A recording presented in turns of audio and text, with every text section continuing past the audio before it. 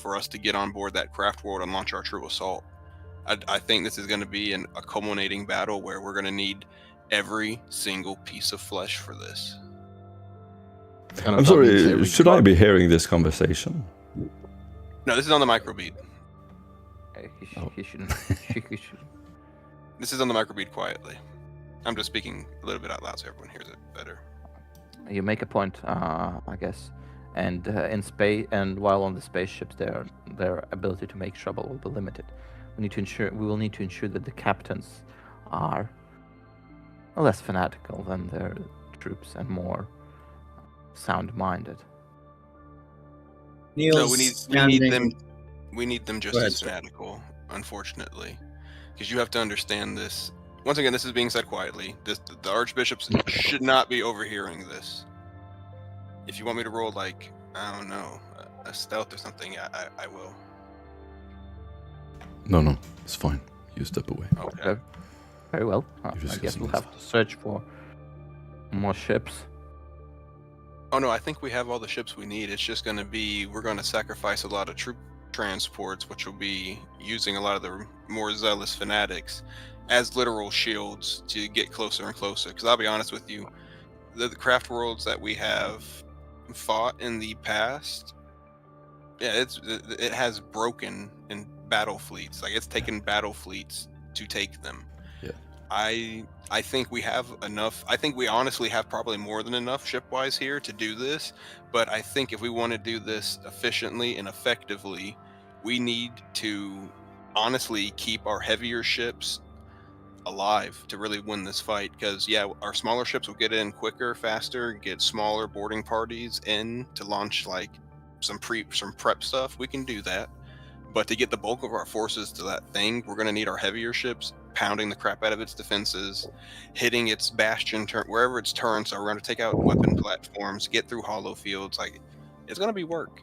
We're going to need meat shields, and we're going to need a lot of bulk troop transports running as literal shields. And we can use the wreckages of those ships as cover for our other ships. I mean, I'll be honest with you, if we get enough wreckage in there, there's some like role play of what we can do. Mm-hmm. Well, if we get enough wreckage, we basically create a shield of our own. Exactly, and then we can hide stuff. We can start doing some preparatory stuff, start holding back our more elite forces, and use that as little staging points for forward assaults onto the craft world. We're going to say something about... We don't need to destroy the craft world itself, though. We need to destroy a specific device, right? Oh, just to get to this device. I mean, it's not. I don't think we're just going to be able to just teleport onto the craft world. They're going to deny everything. They're going to use everything in their power to deny us. So we're going to need to use everything in our power to crack this place open. If they're holding two craft worlds alive via that device, via what do you call it, the Pellucid Tower, they're going to have that device heavily guarded. Essentially, basically, there are billions of Eldari lives at stake for them. But if we can actually take that down, we can potentially deal them a death blow in this region. Well, there's only the handful or few of us we really need making it out of there. We're going to give a lot more force to get in. That force might also pay very well, as Jason was pointing out, comes to a distraction for us doing so. That's what I do. Yeah, I'll be honest with you. We have night houses under our command on this planet, so at a certain point here, I mean, I would rather sacrifice flesh than I would the knights, because I'll be honest with you, we can get, like I said, some preparatory staging, enough wreckage for cover. We could really hit that craft world hard with smaller, more elite units, and probably not sacrifice as much overall in the assaults. So I mean, there's some interesting planning we can do, but the first thing is we gotta amass all this, get this all moved in one motion, get going towards it, and then I'll be honest with you, start the fight. That's what it's going to take. I mean, we can prep on the way. I mean, it's going to take us hours to get everything assembled. It might take us days to get everything done. But in the meantime, we can start a strategy. We can take an accounting of all our void assets, and I'll be honest with you, if we have Nova cannons, we can use that to punch holes into the shielding for the craft world for little entry points. Now, maybe not for long, but a minute or two in void combat, that's enough for us to get some transports through. That's enough for us to get smaller ships through to launch a small lightning assault. There's things we can do with that. I have a potentially dangerous proposition that can improve our chances. Do we have any ships that look fancy on the surface but are not particularly capable of in void combat? Most likely. I'm sure the council have yachts that they have. Any So- pleasure Essentially, yachts, any we trade? get the So you have cooperation we're looking explorer ships. You have you have giant vessels used by the counselors to transport things to the moons, Patrigrim and Chaldea, and you also have the Death Watch. You have Sisters of Battle, all Inquisition troops. You also have a night house. As long as The Eldar are a psychically sensitive race, and they're led by psychers that may lend to a certain way they view threats. We also demonstrated in our last encounter that we present a certain Basically- kind of threat psychically. What if we gather all the psychers?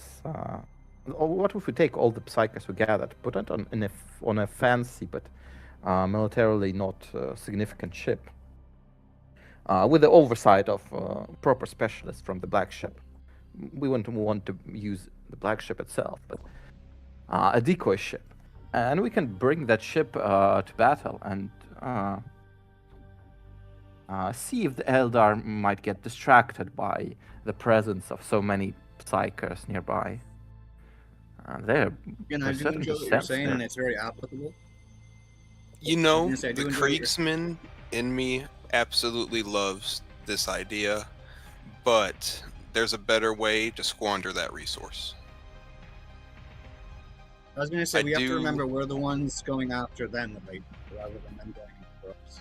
Yes, I do enjoy the decoy, because I do find that would be effective, but a small little yacht like that, not much defensive capability, a single strike from one of that ship's cannons will annihilate it.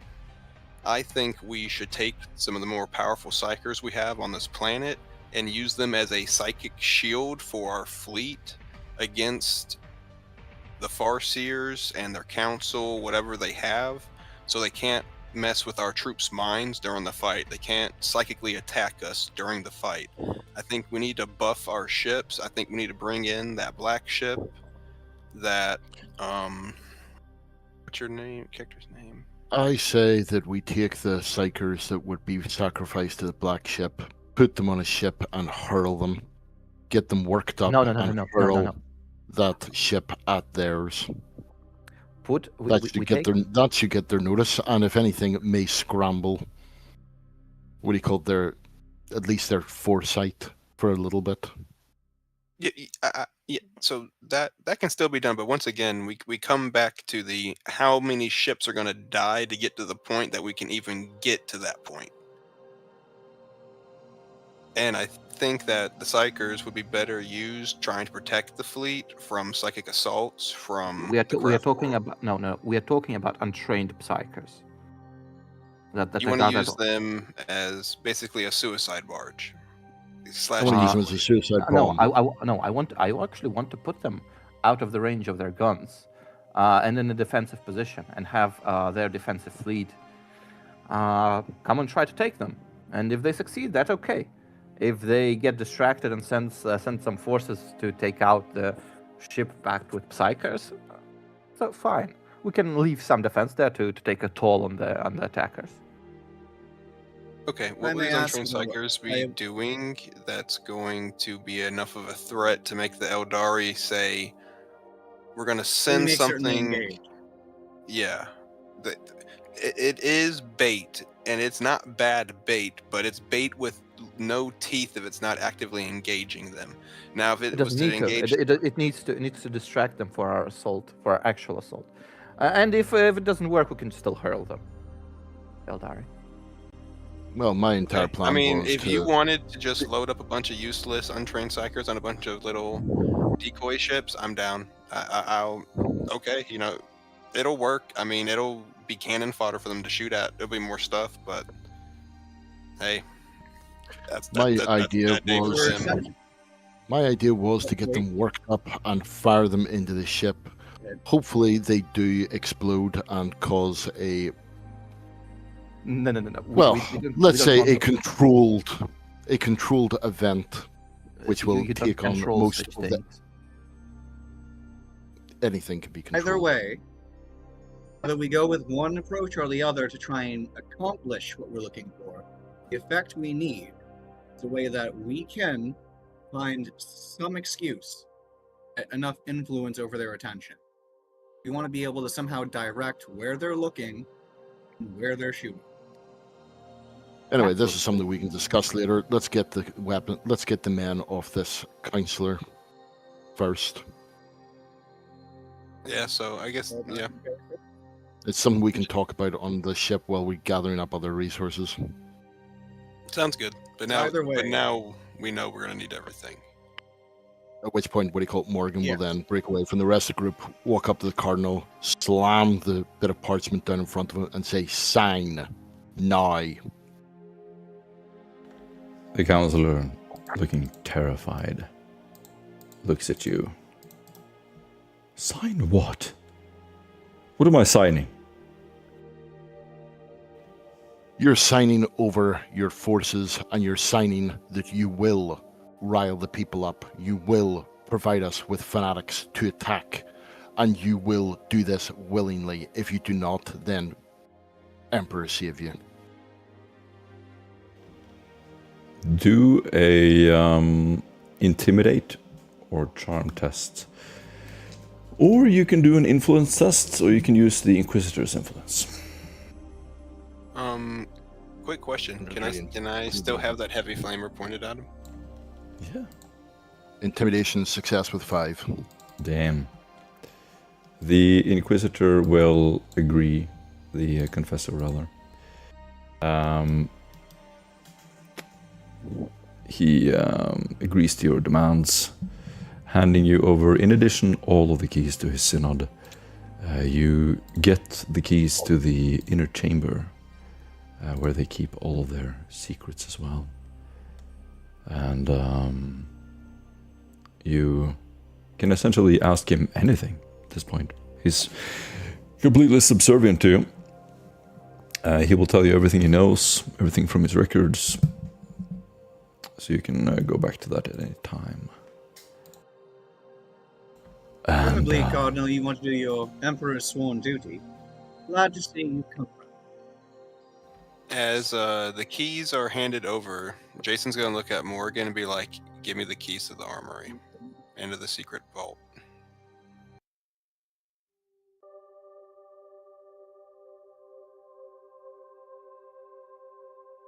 And she hands over the keys to the armory.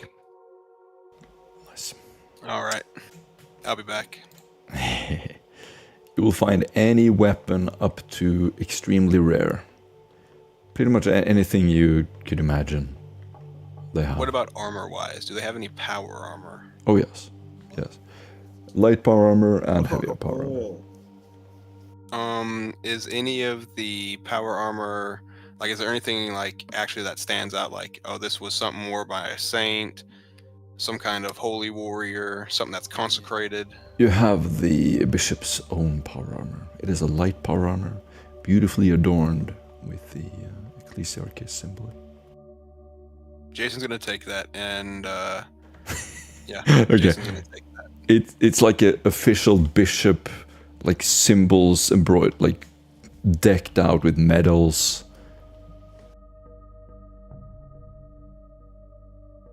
Perfect. I'm going to roleplay the Archbishop in combat. Anyone who sees you is gonna assume You are the authority of the ecclesiarchy on this planet. Great. I'm gonna hide that away, and I'm gonna save that for the battle. Oh yeah. Got it. And Morgan is going to go and have a look at the what do you call it, the sacred artifacts or forbidden artifacts. Sorry.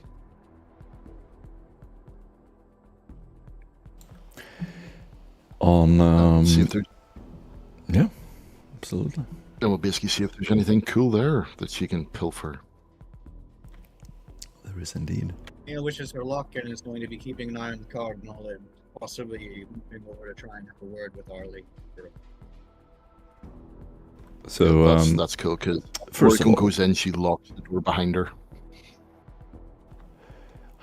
you will read all of the notes. There's the Memorial Rotunda of the Outer Saints. You can read all about how Elias de Vries, his plaques were put up everywhere. Faith and Stone. He founded this undercity crypt. And it is basically like a storage of his own treasure. Active chambers. You can see as you open crates, these old dusty wooden crates, there are Xeno-tainted, strange-looking statues and drawings. On the wall there is a rusted storage rack with this narrow inspection crawlway. You will find just endless thrones from all over the sector. The Prefectum archives, this long-forgotten record hall. You will find all manner of tomes and books about the Ardenti, the elite guard of the ecclesiarchy on the planet. There is a wounding lantern. It is a holy symbol used by the saint himself. Now this is completely encased in glass. In the deepest chamber, you unlock door after door. These huge wooden doors roar open.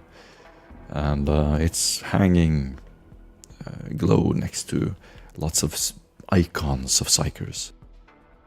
It basically brings extra test to fair tests, extra roll to fair tests, so you can reroll fair. And it gives a bonus to fair. It's like a motivating symbol. You have the Apostle's Mantle. It's a cloak. It basically gives you authority over anyone in the ecclesiarchy.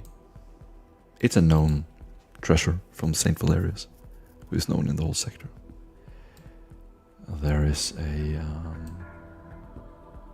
leather staff, a staff usually carried by the bishop himself. It's made of ether glass. The basic effect, it gives you plus 20 to senescence. And it is a very, very powerful artifact. There is also there is a bracelet in one of the glass displays there. This room doesn't seem to have been used for a long time. As you wipe the dust off the dark wood surface around the glass display, you open it. It is a bracelet of thorns. It's fused with this beautiful silver wire. The basic effect is a psychic domination. It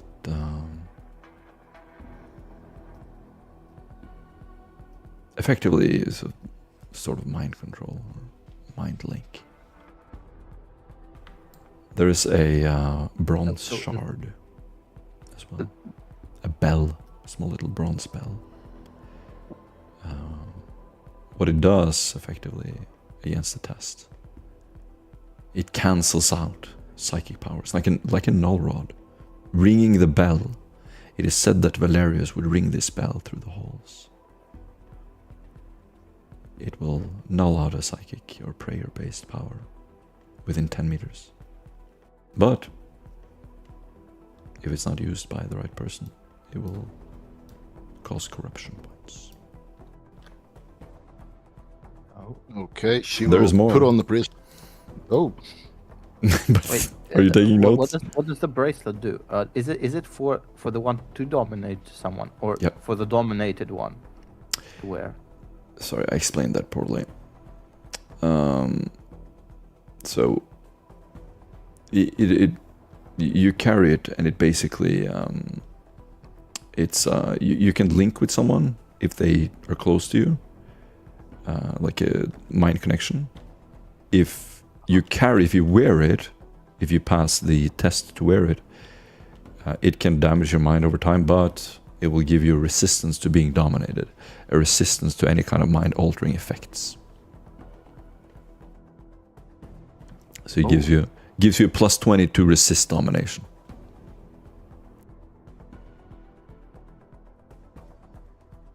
the staff was. Okay, the staff gives a plus 20 to senescence. You can also, if you touch someone with it, it's a willpower test or be stunned for 1 round. Okay. And then there's the cloak. The cloak? No, I don't mind you Okay. taking. Sorry, it's just getting their shopping list. What is? You're robbing the ancient treasury of the saint. Great. What do you think she got? What do you think she got her bolt pistol from? No, I mean, I expect nothing less from Mary Morgan. It's fine. The cloak is just gives authority, right? Mm-hmm. The cloak. Did I say anything about a cloak? Yeah, it gives authority over all ecclesiarchy. No, that's the light power armor. Yes. Oh. Yes. The cape's needed. Oh, does the cloak do? There is no cloak. Yeah, you said there's the Yes. cape of the saint.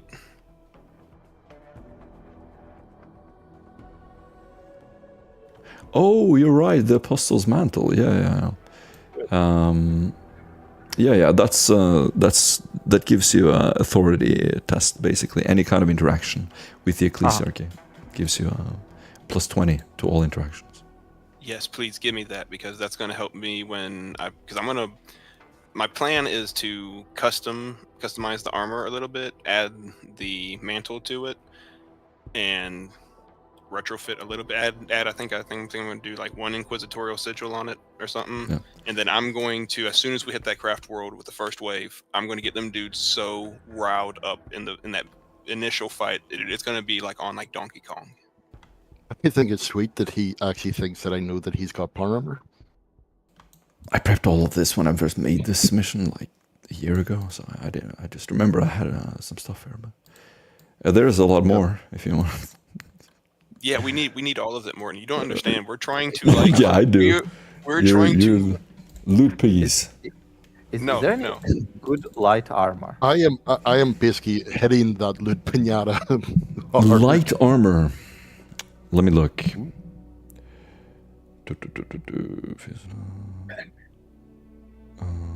Chalice. Mortar. So are they grabbing as well for the entire warband, or is it right now just trying to maneuver where they are? Okay, no, there's no light armor, unfortunately. Carapace, maybe? Here, I'll give you my Militarum Tempestus armor, since I got the light power armor now. I think it needs a light armor, like a cloak or something. Oh, that probably. That's what he meant, probably. Sorry, what? Isn't that what you meant, Lankris? Light Sorry. armor. Last few seconds. Okay. You wanted a light armor that doesn't give you an agility penalty? Was that what you wanted? Yeah. There's all kinds of it here. You can, yeah. Any armor. Up to extremely rare. Look through in the character generator, just look through all the armors. In the armor category. I know that there was a standard power armor and then a lighter version. I mean, does Dark Heresy have any other armor than the one in the core book? 'Cause It's all in not a the big character list. generator. There are some in the extra books, but they're all in the character generator. If you open the character generator under armor, you will see all the armor in the game. Wait, I would where do I note find that the when I character tried doing generator? the In the character generator ahead. channel. I would note when I The did third focus channel from the version, top, and then you will see generator, Oh, blah blah blah. Blah. Yep. I will actually let me just type it in the chat. I'm not seeing anything come up for it.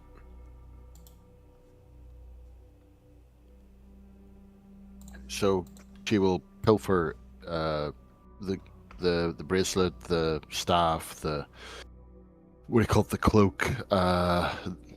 She'll actually leave the bell. Okay. No, in fact, actually, she'll pilfer that too.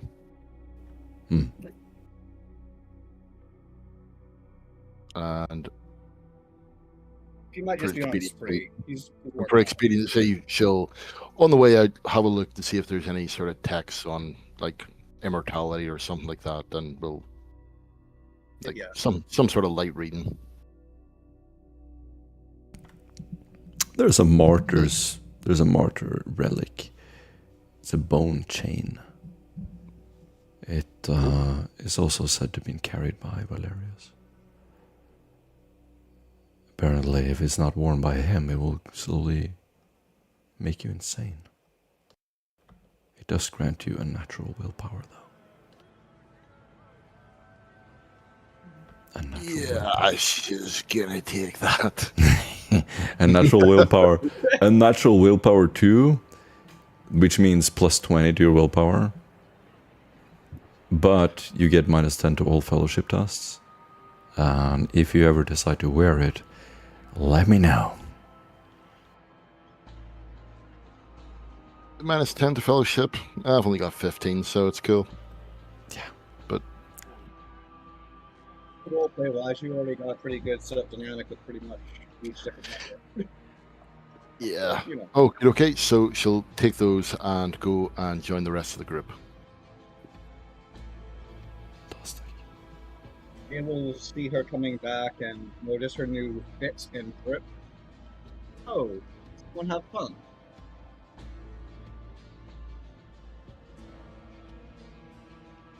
It was enlightening. Anyway, are we good to go here? Spiritual journey, then. Indeed. I was going to say, with a sarcastic smirk, he says, well, then we've got our new pilgrim. And starts looking over where the Kriegsmen should eventually come from. Says, now how about our crusader? As he then cuffs his collar that was very stereotypically Inquisition, just sort of covering both sides of his face and staring at it. While he waits for hopefully Jason to be back. Soon, and to see the new armory.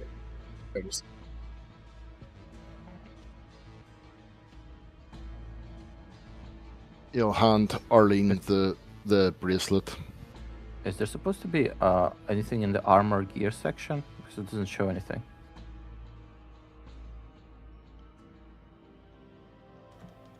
It's supposed to show all the armors in the game. It's in the one-page builder at the bottom. Oh.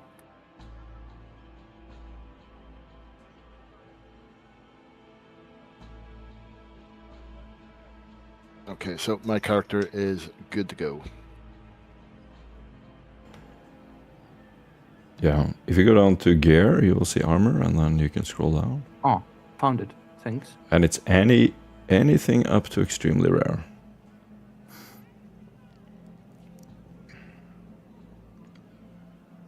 You can snatch from their armories. Basically, I mean, light armor. You have the mesh vest, of course. Mesh vest doesn't cause any penalties to anything. Armor point 3, 4 rather. But it's 4 only to the body. Can we take best quality? If Yes, if it fits in the you can. if the +2 fits in the extremely rare. You can. It will make it 1 rarity more rare. So if it's a very rare or a rare item, you can do it. Xenos hide vest gives you a 6 armor to body. That's pretty good. That's a pretty good one.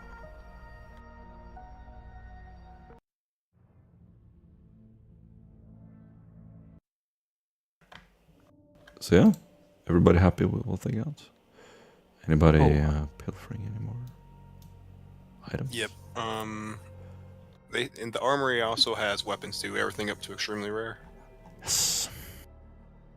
If Neil could snag a power sword instead of his regular sword from Jason or something, by a suggestion he made earlier or something, that would be nice.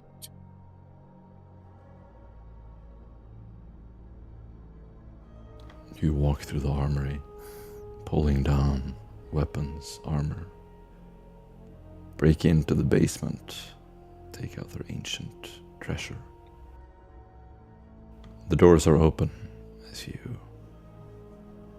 strip this holy place.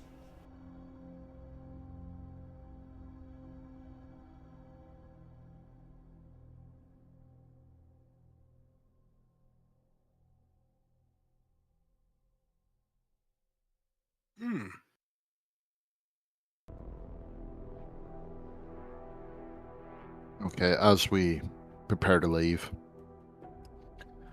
Morgan will pick up a flak jacket and a las rifle, go over to the Cardinal and drop it at his feet.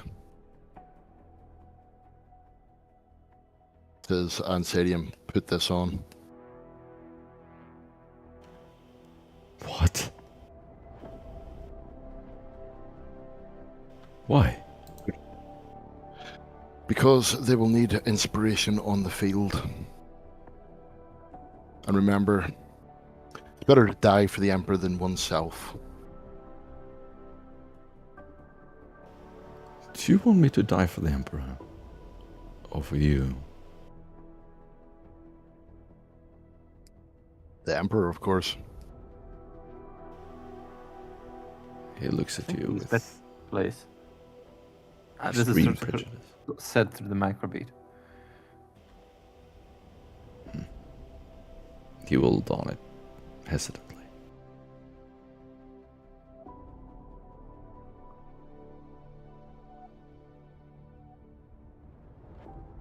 As you walk out of the temple, the Cathedral of St. Valerius, you'll see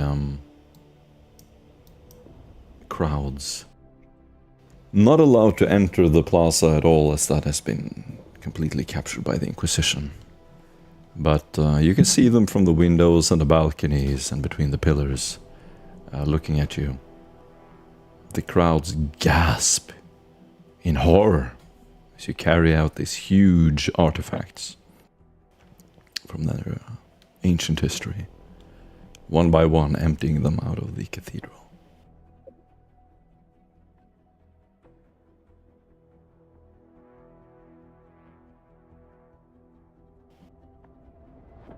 You can hear yells of, "What are you stealing? What will happen to us?"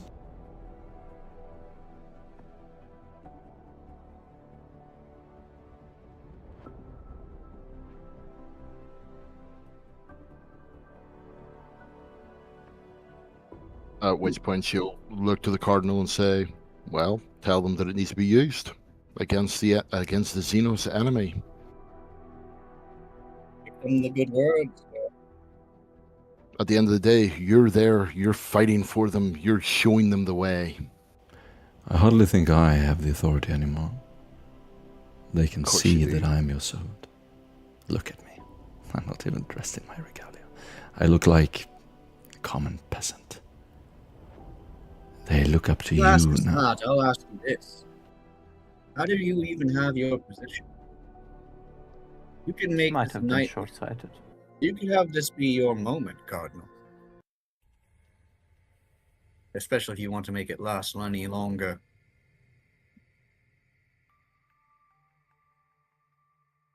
Or don't. And she's just going to load the stuff onto the ship and prepare to leave. Okay. You load it onto your vehicle and you empty the cathedral.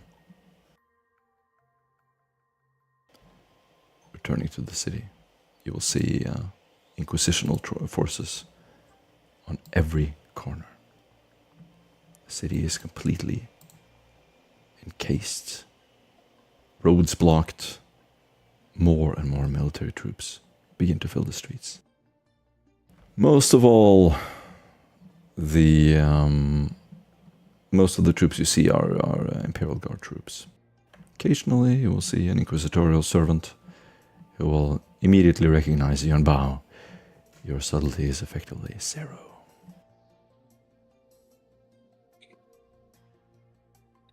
Meeting again in the same spot, you will see inquisitional forces surrounding you as you have silence to again begin discussing what to do.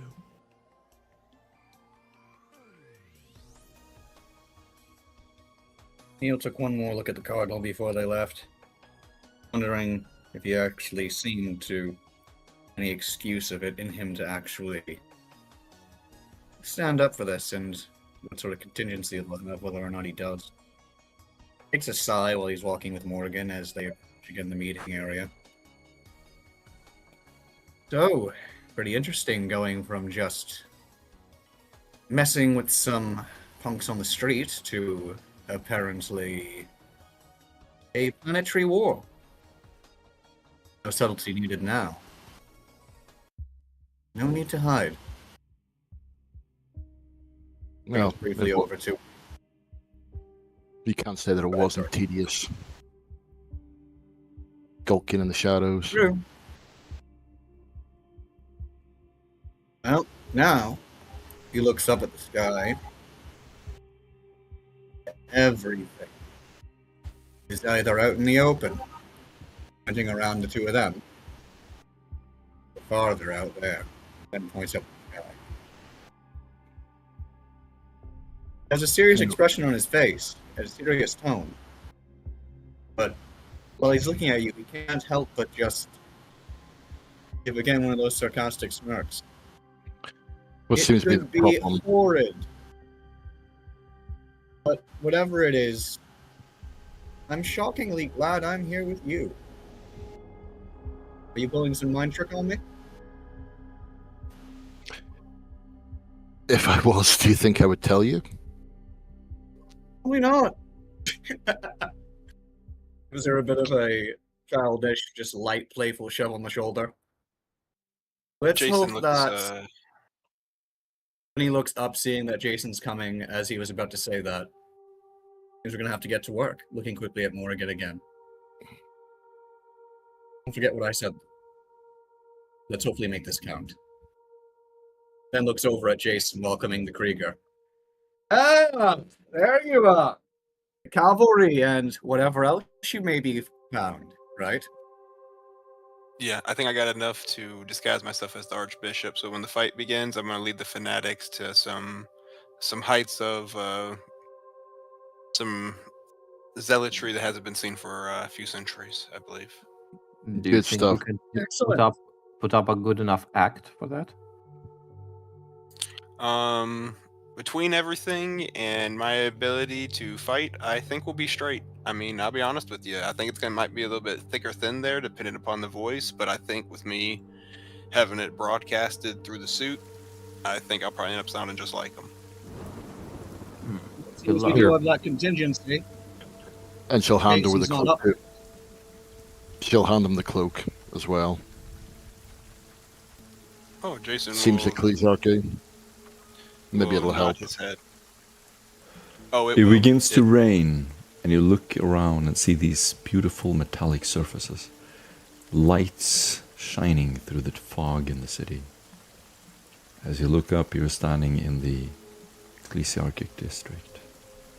Beautiful saints up against the light cast from the ships above, scattering through the clouds.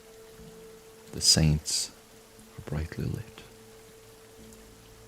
It's a beautiful sight. Occasionally you will see a person running through the streets, quickly directed away by the stormtroopers surrounding you. Jason will look over to Morgan and ask, do you know who our best artificer is and best weaponsmith? Like, who do we have from the Mechanicus here that's that could work with this kind of material? What kind of material? Jason looks over as he looks behind him at the massive bag that he's been dragging.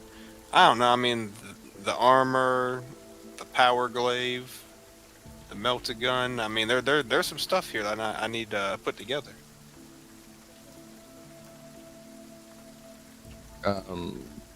There's Macri Corpum, but I don't know how much use he'll be. So you should probably argue with him more than anything else. But yes, there should be someone who can help out. But I'd maybe sort of speak to him, have him point you in the right direction. All of your inquisitorial comrades are with you. You have Tetricus there. Sumakru, of course. The Archconfessor. Even Brother Theos. Death Watch. Brother Theos. What's his background in the Death Watch? Is he a Tech Marine? He is... he's a member of the Death Watch, and he's there to... he's an assault troop. Okay. Jason's gonna look over at Samacri Corpum. Hey, you good at working with building things together? Adding, mantles onto armor? Maybe putting a melta gun onto a glaive? And it actually functioning correctly?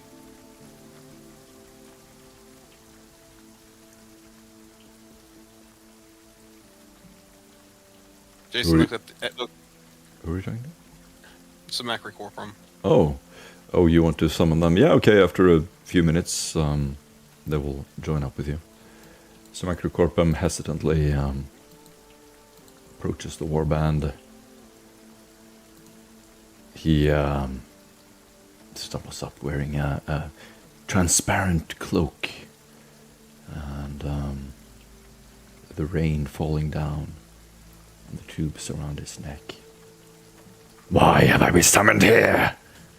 What is this nonsense? I don't like being out in this water. The moisture ruins everything. Well then come, take me to your workshop. I have work for you to do. Be quick.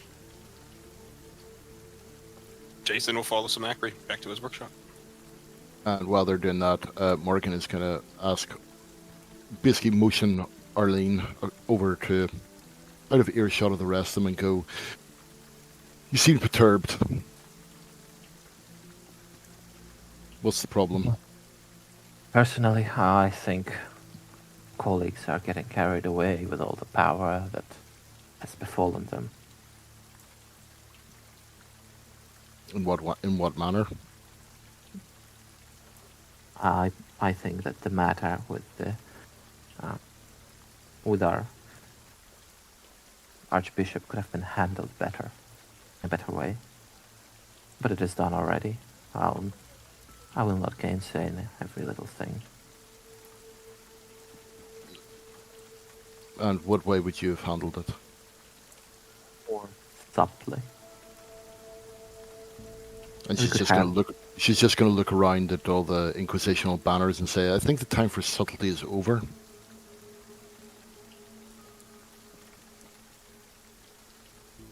I guess time will show. You don't approve of us using them as cannon fodder, or I think it would have been more useful inspiring the masses during the fight somewhere near us.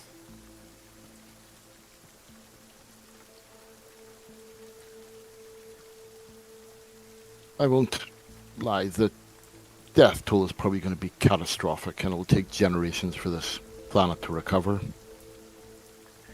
But- She her expression twists into one of the disgust.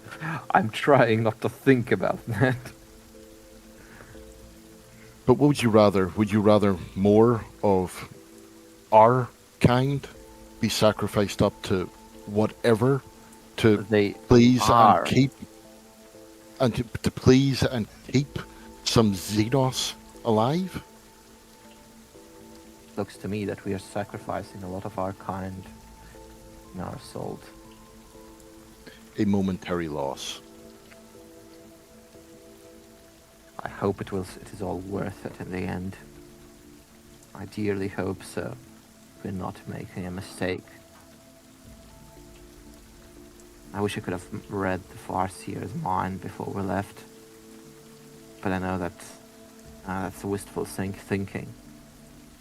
She was bound to be powerful psychically, and her entourage wouldn't have given me much time. If we meet her again, I would hope that you do not try to meet with her mind. We can't afford to lose you in this fight. I'm not going to. I'm not planning on taking up that challenge. And I understand that you find it uncomfortable, but unfortunately, needs must. We cannot let the Imperium fall in this region or any, and if that means that we have to sacrifice 1 billion to save 1 trillion, then that's why we're here. Are we saving it? Or are we dooming it?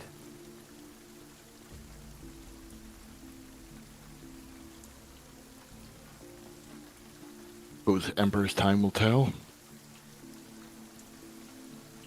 I trust in him to guide us.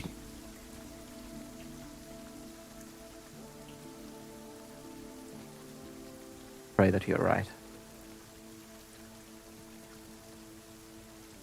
Indeed. Anyway, let's get on with it. The sooner this is over, the sooner this planet can start recovery. An occasional explosion goes off as traitors or heretics are found, quickly dispatched off. In the distance, you can see dark smoke rising through the fog. The rain And as now you can- covers every surface. The icons of saints above you glittering against the light of the explorator fleets. As you hear vehicles slowly rolling through the wet streets, announcements roar out intermittently. You look over on the corner of the street. The servants of the warband. Tetricus looks at you and takes a wide stance.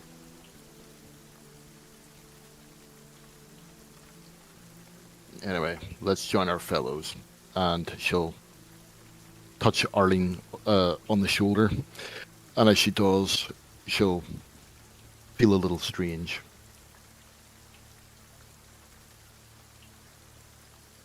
And we're going to walk back to the rest of them.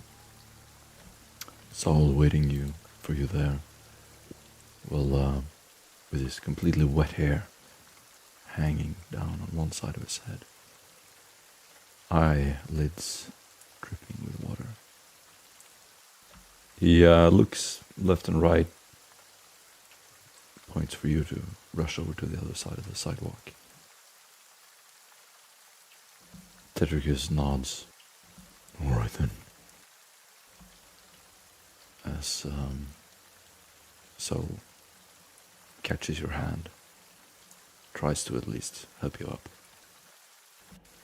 So, what's next? The next, we either become heroes or we die for the Emperor. We're going to attack a craft ship. Attack the Eldar. Mm-hmm. What about the tower? We have the tablets. We do. But it seems as though that this may be a way to nullify the tower and deal with the Eldar problem at the same time. Should I let the other team handle the tower?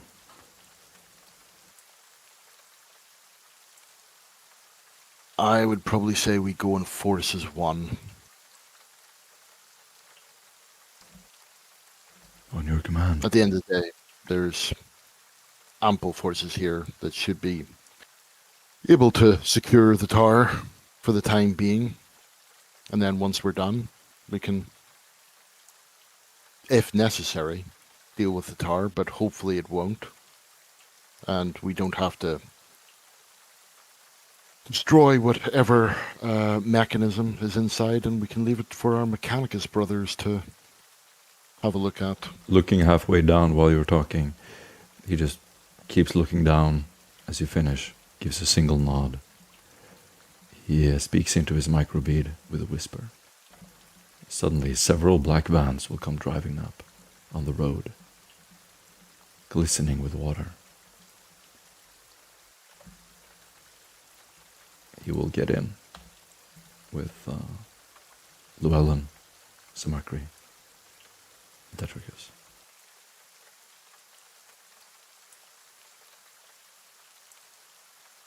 What was that about, do you think?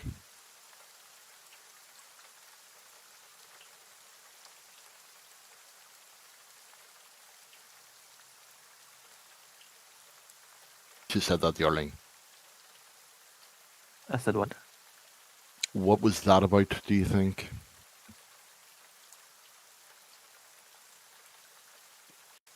Seemed a rather strange interaction.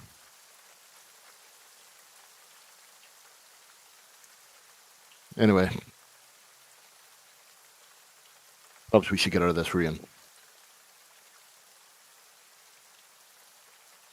As the door opens and Samacri is seen in the vehicle, you see Jason get out of it with his stuff addended and modified.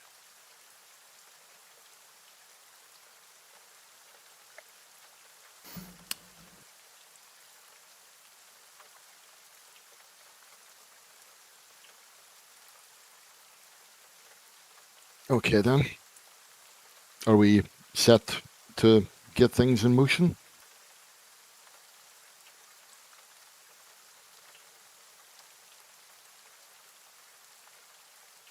Believe so. Okay, well, let's send a message to the night houses and everyone involved, and let's muster our host. That sounds good. I think that'll probably take us a few days, so I think we have some time to do other stuff if need be, but yeah. Excellent. All right. Could we have some off-screen time for a little bit? Yeah. To further talk? Okay, cool. Okay, yeah. So this tower, what's going on with this tower? Is that like very important? What's in this tower? The Abyssal Tower is where you remember you can see them on this picture. The counselors were they had made a pact with the Eldari to maintain this, to operate this machine, and they had each been given a key. They operated from the Pellucid Tower. The Pellucid Tower is where the prefect was supposed to have his seat of power, but it has been taken over by the counselors. They operate everything out of there, so they control whatever this mechanism is. An ancient mechanism built that goes far back into the campaign that Duruli spoke of when he broke into it eons ago. And it basically is a device that they control to keep the warp storm going. Wait, why are we attacking if we control the tower? You don't Why control we the attack- tower. You haven't Oh. reached it yet. Oh, okay. Yep. Wait, is it on the craft world? It is not a craft world. No, Why are we attacking the craft world? You're not because attacking. Yeah, the craft world is the Eldari world. It's up here. You're on the human world, Juno, down here. Oh, and that. right. Sorry, I was under the impression that they were actually somehow sending the part to the Pellucid Tower, which was then actually using the Psychers to fuel the warp storm. So the You Eldar don't ship know? is not doing this. You don't know yet. You haven't been to the Pellucid Tower. It's just rumors. You know Oh, that right, okay. the counselors have been there. It's rumors that they're operating a machine. And Duruli has told you that there is some nefarious business there. That's all you know. And Alright. that the counselors visited a lot. You never made Oh, any well. attempt to visit it. Okay, well, we have all the tablets. Let's go. Okay, so pause. So we've given the order to marshal everything. So what are we taking with us to this place? Because right now it's going to be kind of perceived as, oh, our guys are going off to this place, and while everyone else is getting marshaled. So it's like, so I just want to make sure we get all our stuff in a row.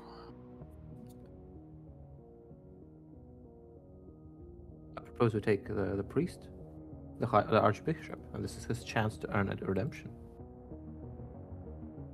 Well, I've You been working on are you taking the fanatics and the archbishop, or are you taking military troops? Keep in mind one thing: it's limited how many people can fit into the tower. So, yeah. Yeah, sorry, I was actually working under a false assumption. No need to explain. You can just play with whatever you know. Well, a small elite squad.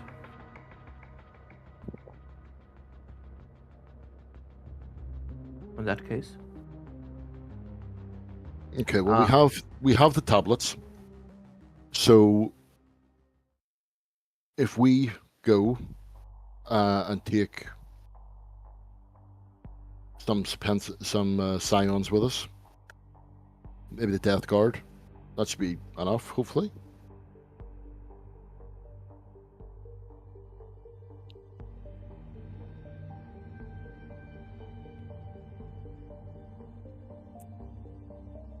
All right. I'm gonna assume that you travel there. Then please roll a D100 event die.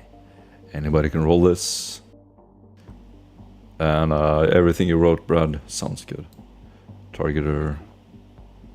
Yeah, it's all fine. Also, 45. going to do forearm weapon mounting for it, so it will be Yeah. reduced by a third for its range. Yeah, sounds good. Melt the gun.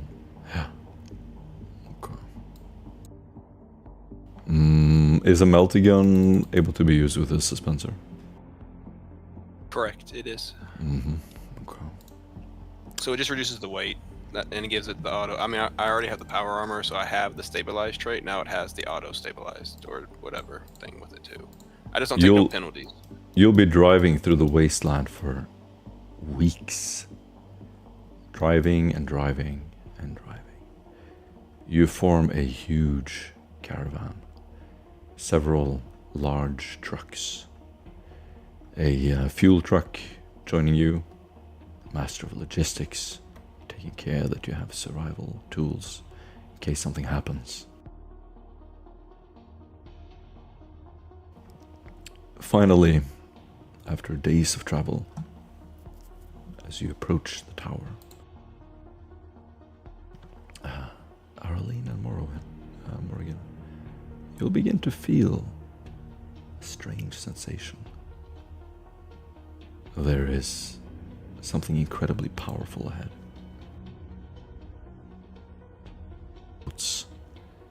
That when the prefect family isn't visiting their palaces of Juno, they're often here. But now, None of the officials are in the tower. The scribes are in Vesuna. Everyone has returned back to Vesuna. The High Minister, Lord Alfaxtas, is rumored to still be in the tower to maintain it, as well as several senior members of his staff. The deep chambers of the Pellucid Tower was where Durilli, those of you who know him, broke in a long time ago and found the records from the Dark Age of technology, which started this whole investigation. This is the rumor that began this warband's investigation many years ago.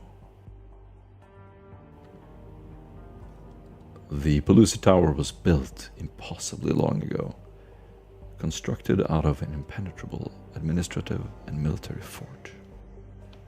It has these wide, brutalist bridges.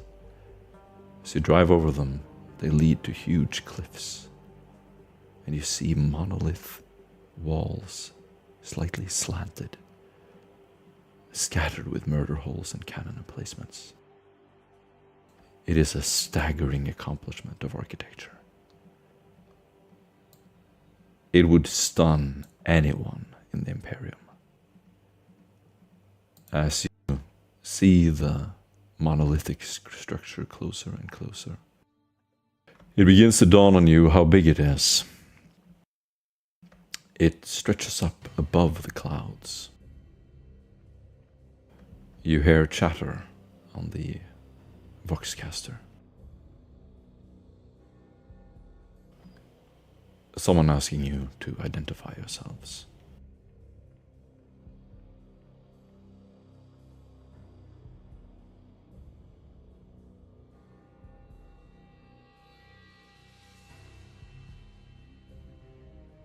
Morgan will go over the Voxcaster and say, "We're Inquisitional assets come for an inspection of the Pellucid Tower. Please open your gates."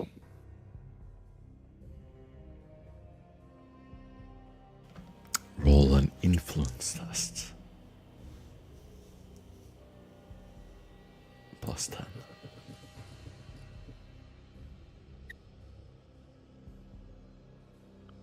I didn't know.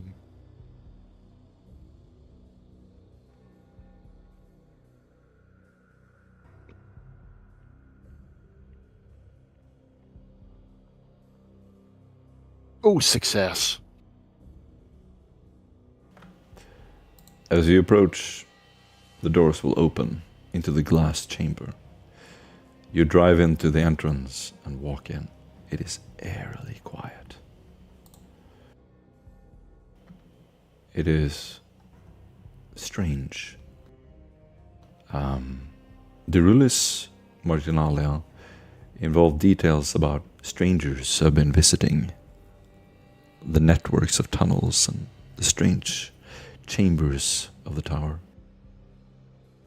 When the Ordo Hereticus first learned of this, they sent several acolyte warbands to investigate. All of you have read reports of missing warbands, some of them stumbling across strange mechanisms that they didn't understand. Reports coming back more and more jargled as they lost their minds. And you see these smooth walls. This is not regular Imperial architecture. The glass antechamber that you enter is a hexagonal room at the base of the tower. As the stormtroopers run in, what kind of troops do you have with you? We have the the Scions. We have, I think, some just General Mechanicus and the Death Watch guy. So Macrocorpum, Brother Theos leading the Death Watch, and the Scions. Have I got it right? Yep. Okay. You'll look around and there are stairs leading up. There are these strange-looking hex glass plates. They're suspended over this glowing circuit. The walls are slate gray, perfectly smooth.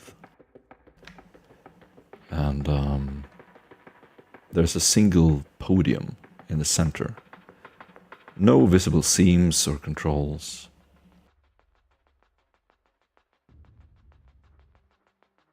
Just a black podium in the middle.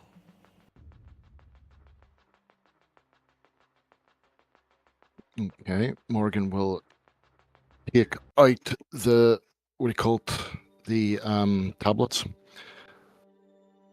and will see whether or not she can activate it by using them. She's seen where the tablets go once before, but it was very fleeting. As soon as you step close, you will hear voices chattering in the distance, like a distant radio. Whispers.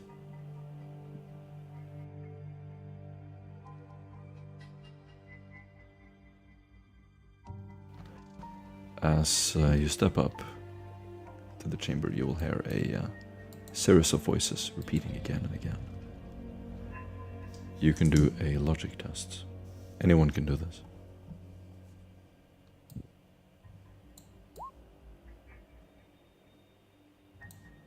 I'll do a public logic test in the chat window. Anyone can just press that button. Oh, Arlene's got it. 3 success. Fantastic. Arlene, this is a memory loop echo of a council meeting. Dialogue can be heard, but each playthrough varies slightly. Some kind of recording device. You hear voices.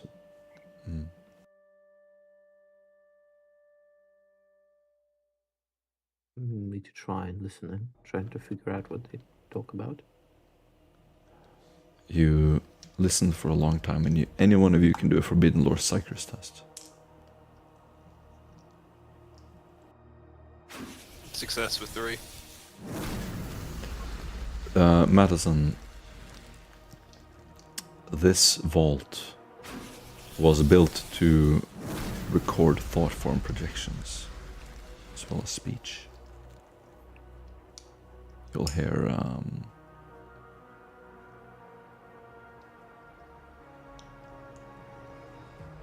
essentially words will operate machinery.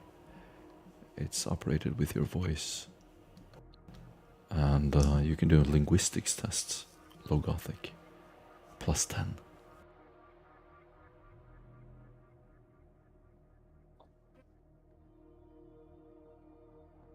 That's with 6.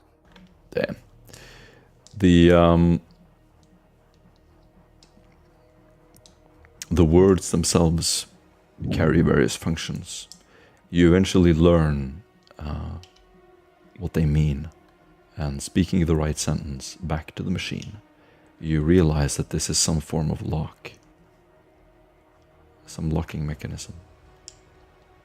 You speak the words, and immediately you will see several huge doors open, leading to a spiral staircase that leads up. As Jason sees that, Jason's going to look back at the rest of the group and say, so things are kind of like Vox operated in a sense, but it's just with words. Do we just have to say open and it opens? In a way, I guess, yeah. It's rather efficient. Yeah, actually really nice. I'm surprised this hasn't been, better utilized throughout the Imperium. I don't know why they're just gatekeeping this in here like this. This is kind of messed up. We should have this. The Inquisition needs this. As Aisha says that, she actually looks quite shocked. As you begin walking up the stairs, someone meets you. It is a man with a dark cape. He is on his way down. He looks shocked. I was just about to open the door. How did you get in? You're not supposed to be here. We have a way of finding our way into places we shouldn't be, but you're not about to run, are you? No, but this place is very delicate. Who are you? Why is it delicate? It was made a long time ago, before the technology you know. Men operated with a different type of technology, as you no doubt have seen. Is it Yeah, this made is actually by very men? nice. By humans or someone else? So Macri will step up next to all of you. Take Heresy! Execute his man immediately! Hold up. He's a servant of chaos! Not before investigation. Restrain him! As Samacri says it, I'm going to move forward, and I'm going to search him for marks of chaos. You do so and you find nothing. The Tempestus Scions will shackle the man. Gag him. Make sure he doesn't speak. If he doesn't speak, how do we learn the truth? We're going to bring The him truth is dangerous. It is best we don't know. We are the Inquisition. We need to know. It is the peril of our office. Some things, Jason, even the Inquisition should not know about our past. Be careful. Jason These looks between- scions will have to have their minds wiped when the operation is complete. Samacri leans on the railing, exhausted. They can step away. I'm sure we can hold down one man, while he speaks what he knows. Jason just looks around and just nods his head and says, "Okay, we're just gonna take him back to the ship and just hold him on the ship." The Before old he man goes, though- speaks up. Why do you fear our past? Humanity used to embrace technology.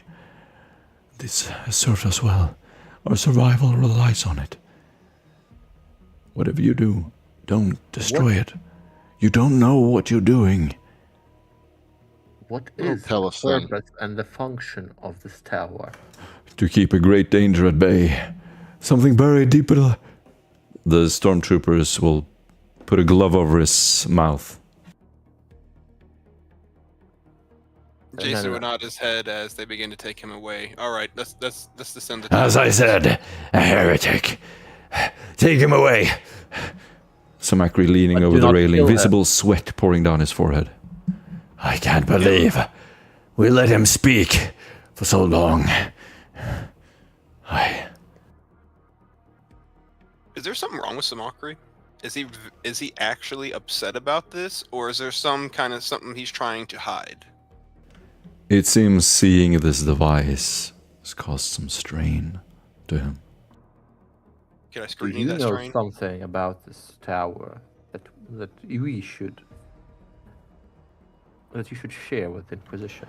Don't ask any more questions. There's nothing you need to know. Walk forward. Continue this operation. Then wipe your minds. Ignore everything you've seen. He Perhaps looks we around will at the test strange lights around him, the machinery in the walls. This is so not natural. Jason's gonna switch to his comm bead just to the Scions. If Samacri goes for the prisoner, drop him, and then he's gonna switch back to the group channel. They nod to you. Can you say or tell if this is human construction or not, priest? Samacri turns to you with a reptilian motion. Yes, it was built by your ancestors long ago. But they are not us. We are different. We don't understand them. They don't understand us. and it's better it stays that way. That is fine, Samacri, but we need you to calm down, regain your composure. I understand you're going into a place you do not like, but we need your mechanical expertise on hand with us. I understand this is stuff that you don't like, but we're going to need you to deal with that emotionally. Whatever you Lead need me. from us. He puts a hand in front of his cones, and one of the Tempestus Scions takes his hand, leading him up the stairs. I do not wish to see the sight of this, tainting my memory banks. As he begins, he's going up the staircase, correct? Is he Yes, he descending is. or ascending? Okay. So since he's ascending, is there a descending spiral? Only up. And we're at the bottom of this tower? Mm-hmm. Okay. And there was no other exits or entrances going down. Mm. There's no way to go. Do an awareness test, please. I'll give you a plus 20 to that, since you have no immediate time pressure. And what Morgan's going to do is Morgan's going to... I'm gonna fate point that Yeah. because I have auto senses which give me like another plus 20. This is bullcrap. Yeah, that's pretty insane. All right, success with Damn. 5 additional. Brad, upon searching the rooms below, you find a hidden lever. Pulling it, you will discover a hidden sliding door made of stone. You need several of the Tempestus Scions to help you. As the door slides, you will begin walking down into a basement. Impossibly tall bookshelves. As you walk further down, you see them just continue. Rows upon rows upon rows. I'm gonna Some go sort to of the ancient record. I'm gonna go to the very first book and open it. Am I able to understand what's written? Oh yes. And does it hurt my eyes? Not at all. This is written in Okay. Low Gothic. You begin reading the books. They detail. Not in depthly, just kind of like Okay. perusing. Like I'm not trying to like really like gain knowledge from this. I'm just like, is this understandable? Does it kind of feel safe? Is my eyes starting to bleed? Do I feel some kind of weird mind altering They're effect? human books written by sages. Some of them are written by inquisitorial sages. And you will even find references to Drulis Marginalia. Although, We'll of go course, ahead redacted. And Some of the pages ripped out. I will go ahead and send out a signal to some of the scions. Go ahead and get another unit out here. We're going to need to start packing this stuff up. While they do this, Erlen is going to try and use Scryer's the power of Scryer's gaze to see if any of the books in the library speaks to her. You walk down and try to sense the books. Indeed, several of these books have residual psychic energy. Some of them are warp-tainted. There are no doubt corrupted books. Books taken from sites with corruption. Some of them contain forbidden texts.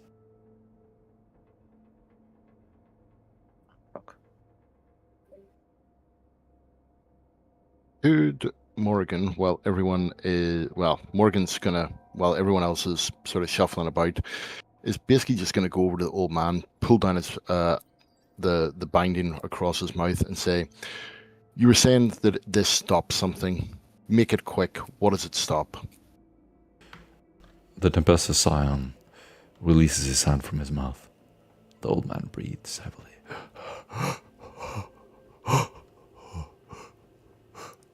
The horror below, What is below? that which you should not know or look upon. The ancient horror. Something Does it have humanity has avoided until now. Does it have a But name? if you unlock it, every imaginable horror from the warp will seep into this place, and it will destroy us all. You must believe me. It is a great burden to carry. I was given this task because of my resistance to its corruption. Is it a person, a thing, a rip? Everything you can imagine. Everything in the warp. All of your nightmares. All of your dreams. I have been living with those nightmares my whole life. I knew that this would be my task. And I knew that you would come. I knew you would come one day. Please. Please. Don't. How do we stop it? Not contain, but stop. If you Jason? He slowly shakes his head in disbelief and looks down at the floor. We have been looking through the books for millennia for the answer. The librarian has driven many of my predecessors insane. The patterns are many and confusing. They point in all different directions. It's impossible to know. Some have theories. I have my own. I can share them with you, but I wouldn't wish to give you any preconceived notions. Make it quick. Very well. My belief is that this is a fool's errand. All of it. Everything we're doing here has been for nothing. I have spent my life maintaining a lie. The nightmares, the dreams, are a form of illusion imposed on us from beyond, and that we are to bury this place deep beneath the earth. At the very least, no more innocent souls should be lost in this hopeless project. What is your belief that this is a facade? A way of I believe enslaving so. humanity to the will of something else? I believe it will doom humanity if we continue to listen. We should instead steel ourselves, become strong in our will, and abandon this place. You said this place was containing something, containing a danger. He is visibly terrified. I have sworn an oath my whole life never to share. My name is Duncan, by the way. I rarely talk to people. This is nice. He raises his hand to shake your hand. Jason will smack his hand down, and as soon as he raises it up, don't raise a hand to us. Secondly, he'll lean in very closely, almost like a conspirator. Are you speaking of the Necrontyr? That is this great danger. He forms a concentrated look. I don't know. Some hidden danger. I think perhaps the Necron could be a lie. Perhaps the danger is even greater. Why don't you tell us what the danger is? Because we Or don't what know. you were told? We only have theories. Yeah, Then I what don't think were you he told? knows, Morgan. I mean, he kind of has. I mean, I don't think he. From what If he's I told knew, us, I would tell you. Do not raise your voice. I know that this place is over. My mission is over. I knew that this moment would come. I knew it. Is he being genuine in his emotional display right now? Can I scrutiny this? Go ahead and roll scrutiny. You get a plus 20. Success with 4. Yeah, he is visibly upset. I think we got everything we can get out of him, Morgan. I think we should just go ahead and pack him up, pack this place up, and then make sure there's nothing else left here in the crevices, no further chambers, and then we need to ascend this place before Samacri destroys whatever's at the top in his haste to alienate this place. Indeed. Should we be destroying it? Indeed. No, Thank we're you, going Duncan. to take all Study it. this, study it, send it back to the Inquisition. They can look at it at the Watch Fortress for all we care. This could be someone else's problem. We've solved it for now. Perhaps. We need to make a note that people assigned to this place should be of significant mental stability and perhaps resistance to Ruinous powers. Oh no, this is Believe it gonna or give not, us a- that's why I was assigned. He says. I I am that pretty we want to mentally know, resistant. Oh no, this will end up being an inquisitorial black site. Well, there will be some residual force left here to maintain whatever's here, but we need to Please, catch up to Samacri. He's a little bit crazy beg right you. now.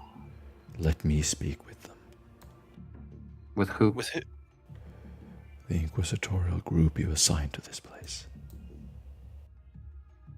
Well, we're here right now, so technically we're the designated representatives. So what are you trying to say? There were signals. We received the voices. Some of the messages seem to be coming from Eldari.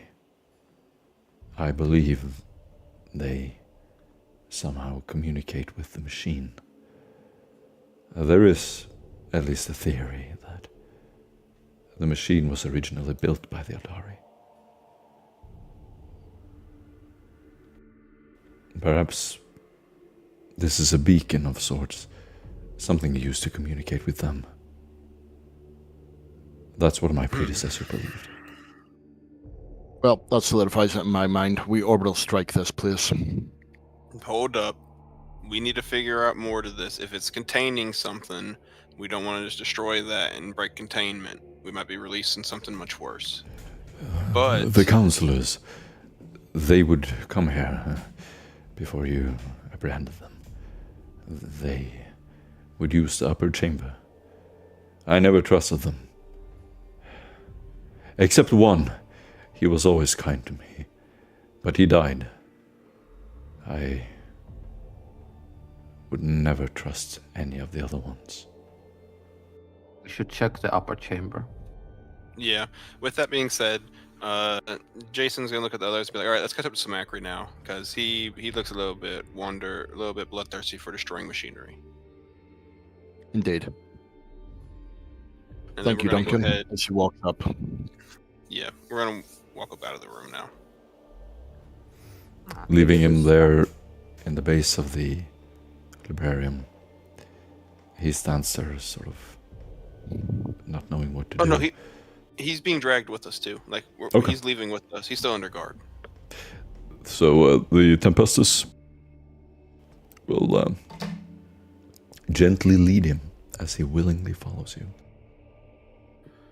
Yeah, We're and going then do we have an ETA yet on when the second group's going to show up and start categorizing and going through the library? Oh, Obviously. they would have been Okay. here with you if you...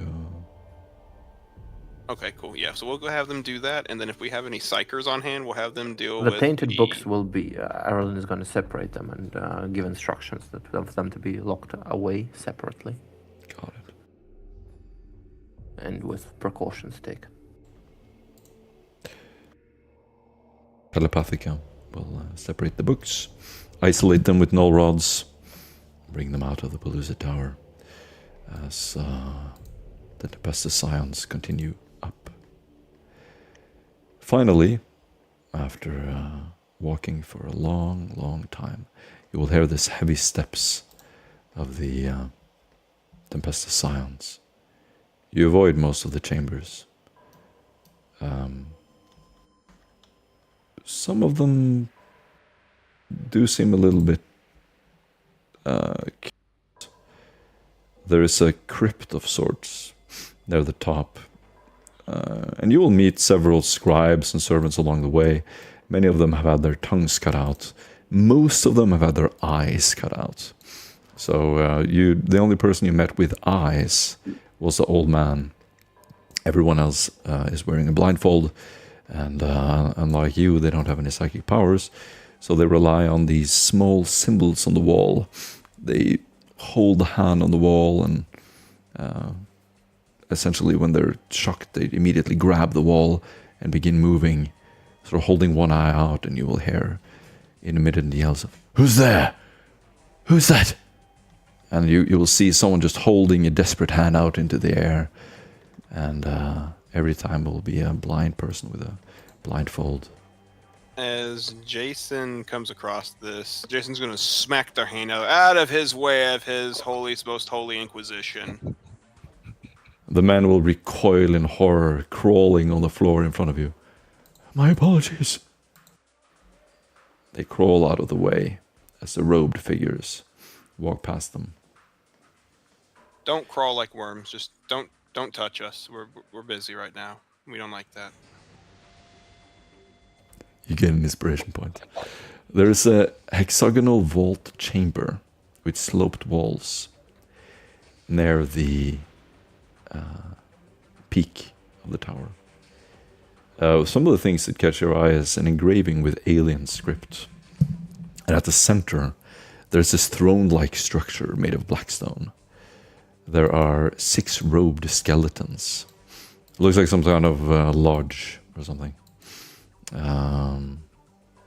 Mason Lodge. They're in a stasis position, seated upright, and there's this massive lens glowing with this symbols of runes beneath you. There's also strange ruin. Runes, R-U-N-E-S, symbols. Okay. As you look at your own runes, the 4 you're carrying with you, they correspond well with them. Strange symbols you've never seen before. They don't correspond with anything. Any of you can do a Senescence test, -20. Whenever you're near this chamber. If you have anything that negates psychic powers or mind effects, you can use that to gain a bonus. Success with 6. Damn. So, Morrigan, as you walk inside,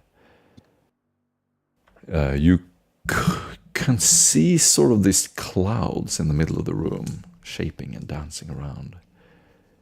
There's a strange-looking tunnel there.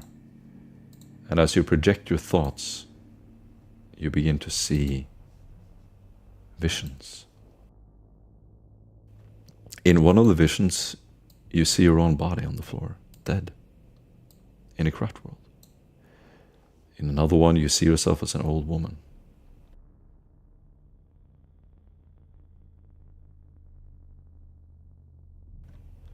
Does she see any other? Because that doesn't really vibe with her. So Anything she's else? gonna keep looking.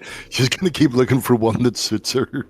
Okay, what would be on your mind? Where would your mind? Where would your mind go? No, what he called? No, only thing. Basically, what he called. So what she's gonna do? She's gonna turn back and say. So, she's gonna basically explain what she's actually sort of seen and said it seems to, well, be some sort of nexus in potentially what he called showing possible different futures or pasts. So I reckon that if we are able to, I reckon we should be able to see what the best course of action Could potentially be. This must be what the Elder use to, the Farseers use. And basically, what he calls she's sort of talking, but at the same time, more thinking out loud.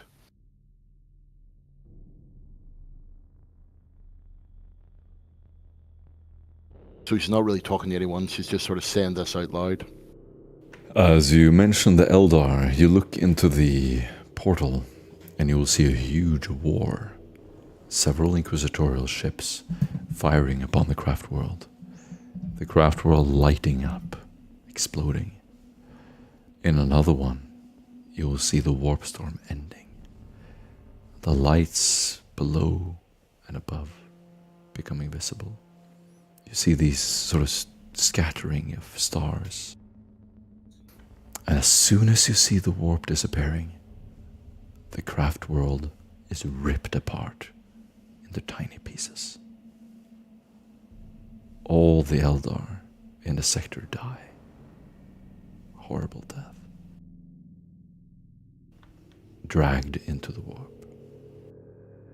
She who thirsts. And she's going to relay that to everyone else. It seems to be reading your mind, Morgan.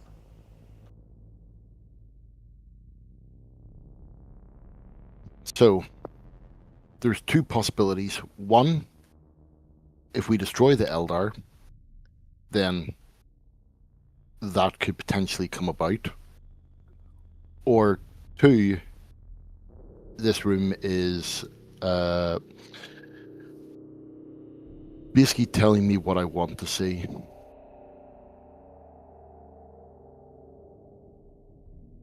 So is that Eldari tech or is that our tech? What is that? You can do a Forbidden Lore Eldar.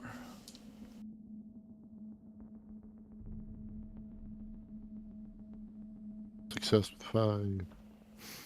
Success with 3. The device itself, so the crypts and everything around it, is built by humans. The device in the middle looks like it's using an Eldari device. There is an Eldar device in the base of it, projecting these visions. Here's a question. Why would the humans of the far past build something together with the Eldari? There's many, well, whether you want to believe it or not, there's been many times of coexistence between men and Eldari. Across many different systems, sectors. This isn't something that's new. It's just we frown upon it, you know. We don't like that stuff. So, in lieu of that, I'm not saying we do anything to this yet, but now that we know that there is present Eldari tech in this building, we do need to now do a full search. We can't just deal with this right here. We need to come back and figure out what else is here. That seems prudent. I should attempt to scry into the past, if that's... Well, I believe you and Morgan will be of the most use in the investigation right now, as outside of knowing things, no one else here is psychosensitive. None of us know anything about how the warp feels, anything like that, and Eldari are master craftsmen of warpsmanship, so I'll leave this guy to you guys. I'll take the scions and we'll start clearing room by room. If I see anything important, I'll let you guys know and call down to you. Well, technically up, since you're at the top of the tower. As you walk out, James, you will bump into Samakri. What are you seeing in there? What is it? Oh, it's Just Tech tell Heresy. me. It's Tech Heresy, but I knew it. yeah. So we're gonna come back to that. I'm gonna let the Psychers do what they do best, and we're gonna clear the rest of the tower. I don't even think we're gonna catalog some of this stuff. If it's that far gone, which I feel like it is, we're probably just gonna destroy this later on, maybe, or just turn it into a black site. So don't worry, Smackery. Astartes, Place your melter bombs in that room. Now. Hold up, pause. We can't destroy that yet. We don't know the ramifications of destroying it, so we're gonna wait. We're gonna clear the rest of the tower, and then we're gonna deal with it. But it will be dealt with. It will be destroyed. In anger. The old man really protests as you walk from room to room, investigating them. You'll find a few more interesting things. There's this strange-looking relic. It's in a vault hatch on the floor. It basically reveals this service shaft leading down.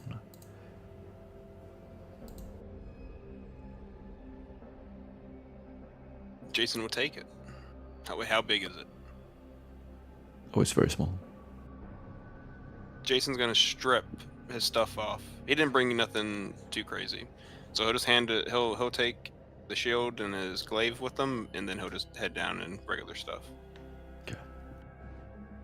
You will see on the walls these runes etched in what looks like an alien language.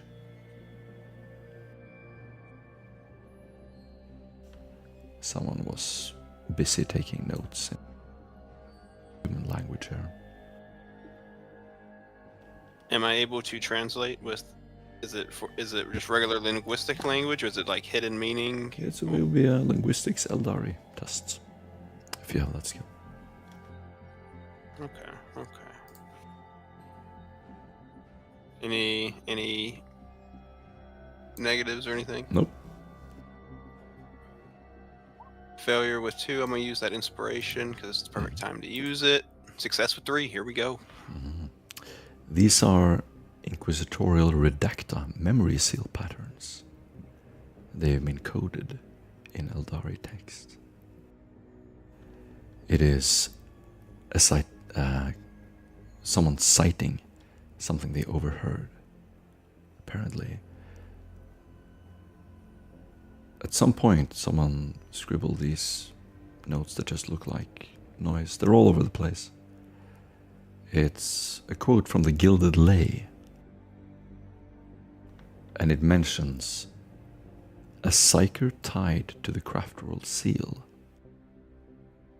It triggers a psychic feedback and hallucinations. These are just drawings. That's what you can infer. Just descends down this entire tunnel shaft. There's nothing down at the bottom of it. Yeah. There's as you walk down, you will see more of these strange symbols and with Eldari technology. Some strange-looking hallucinations, visual hallucinations, especially in one room. As you move around, it's just a shape that sort of changes as you walk around the room. And several of the rooms in this sealed hall contain Eldari artifacts. Yeah, I'm gonna call over Morgan, Landcris. I'm gonna need you guys to come over from up top. Then I'm gonna come to the Scions once again. Samacri goes for anything. Drop him. Morgan will tell Arlene, if you want to scurry the past, I'll go down and see what our colleague is requiring. Yes, I think I'm gonna need all my focus on this. Can I do that? Can I try to scry the past? Of course. You can use scry. With the... I did have the... What was it called? Scryer's Gaze. Mm-hmm. She's gonna cast it at full power. And Nice. what she's trying to see is if the humans that built this place... The human and the Eldar construction, were they done separate? They had different time periods. Were the humans coerced or forced by Eldar, or were they really working together with them? Beautiful. You can do a Scryer's Gaze, and you get a -10. I'm doing it at full power. it would be a lot more, but you have no resistances around you. And you will see a vision of when this place was just leveled. There was this cone stretching down deep below. By the way, you regain a fate point for unlocking a major clue, Arlene. So there was just this huge orb, and it projected psychic energy from the planet. The species that used to live here used their psychic energy to maintain a warp portal. The warp portal was used by the Eldar. They were slaves. And their psychic energy was used to power the Eldar portal.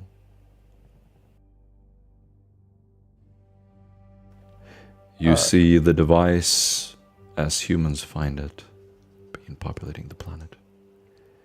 They cooperate with Eldar, given technology advantages. Eventually, humans build their seat of power here. It falls and regrows over millennia. Eventually, it becomes this controlled place only known by the elites of the sector.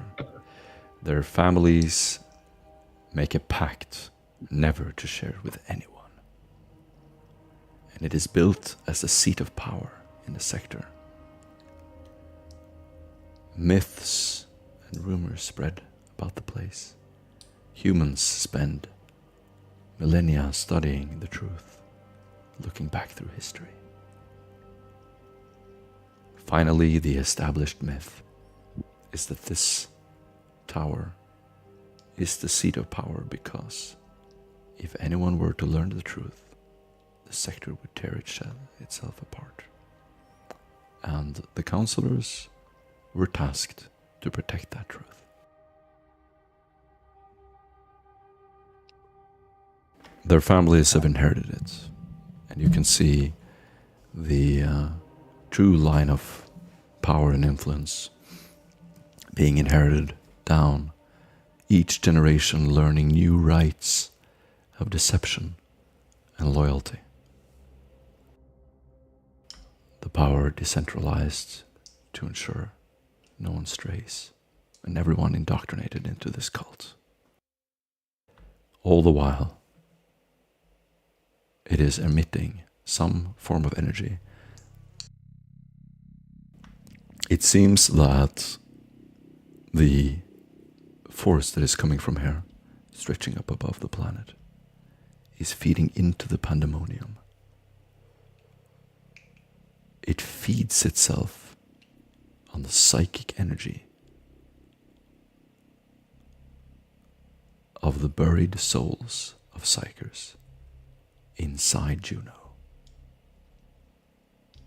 And it seems, at least in the beginning, that it was powering this thing that has grown out of control and has now become the pandemonium. Whether it is containing it, controlling it, is unknown, or sustaining it. Pandemonium is, you mean by pandemonium? The warp you mean stone. the warp? The pandemonium is the warp stone. And Ireland is going to relay this. Yeah, you Everyone can else? spend as much time as you want here. You will see everything clearly, and they don't know exactly what it maintains or why. There's no sight of Necron or anything like this when you look into it. No Malleus issues. So there was a native population that the Eldar were sacrificing after the arrival of humans. Before the Before arrival of humans, there was a slave species. They sacrificed the psychic ones. Something went wrong. Humans invaded the sector. The Eldari, something went wrong with the Eldar homes in the sector. Something went really, really wrong. The slave population eventually died off. Humans settled the sector, and the contained warp device grew out of control. Eventually, the Eldari began to convince the humans to maintain it by sacrificing their psychic individuals. And that has been done ever since. No one knows what it does anymore. Whether it feeds it, sustains it. And the humans arrived to the sector during this lapse of control. During the what? During this lapse of control by Eldari. Yes, exactly. Something went wrong. Humans, pre-imperial humans, were then able to conquer these worlds, and these were night houses. They initially were night worlds. If it was wrong for the Eldari and the humans colonized these worlds during that time, perhaps it was not wrong for the humans.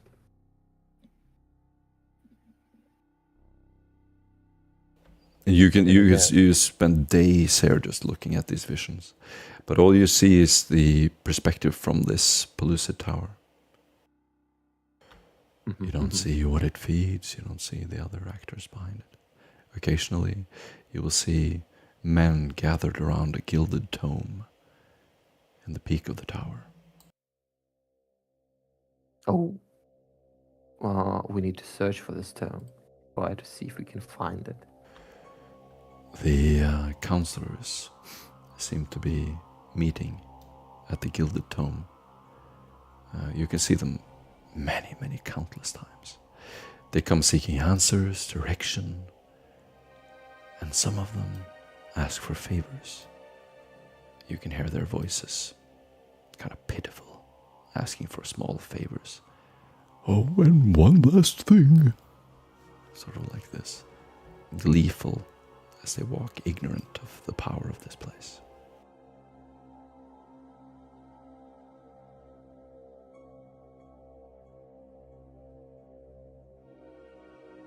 Do we have the counselors still alive? Oh, Current Some of them. generation of them. You do? Yep, so We need to. I feel we need to search for the tome, and perhaps we should ask the still living counselor some good questions.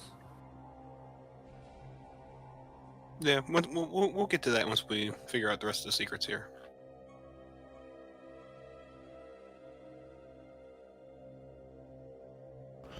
At the peak of the tower, there is a locked door. What kind of door? It seems to be like a metal vault door. Electronic lock. I am going to walk up to it, and I'm going to try to press a code in at random. Nothing happens. Morgan will speak up and say, unlock and open. Do a logic test. -20.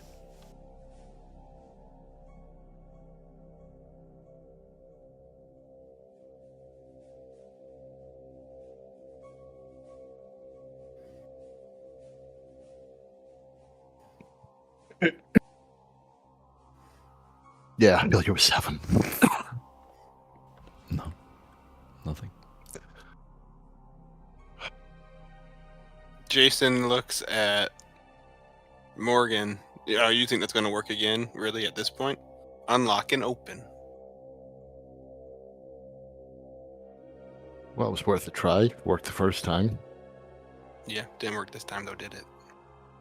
Well, it's a good thing we have satchel charges. Yeah, so Jason's going to step back, and he's going to melt a gun the door. Okay. You will shoot Melta at the door. Just to press the damage button a few times. I just need to see the damage it does to get an idea here. So you will have a perfect penetration. You will essentially melt metal. Oh yeah, As much as you okay. already did. First shot. Jeez. That will be yeah.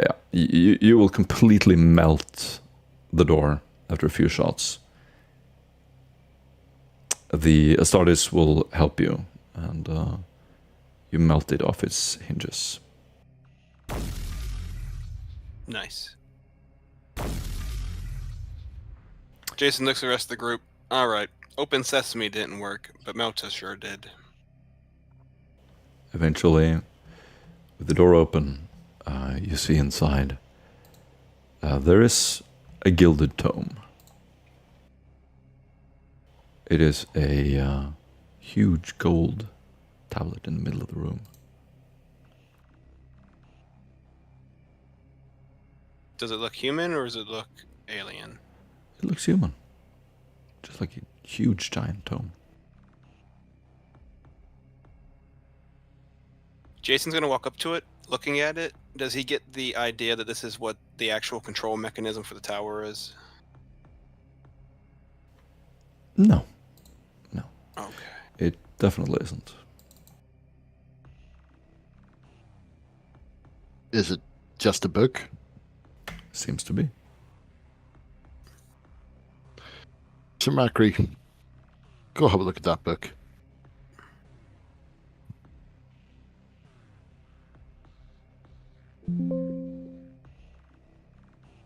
Yeah, I agree with that. It might be something important.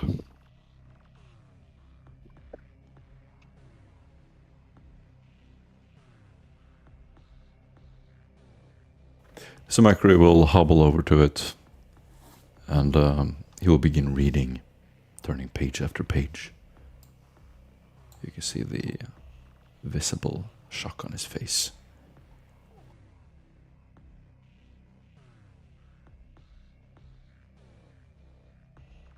Is it heretical or?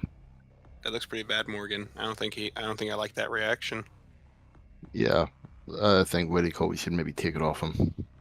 Yeah, so Macro, you're good. You can stop reading now. That He will doesn't look he will too good. refuse, and he will use the Tempestus silence around him. Shoot them if they try to stop me.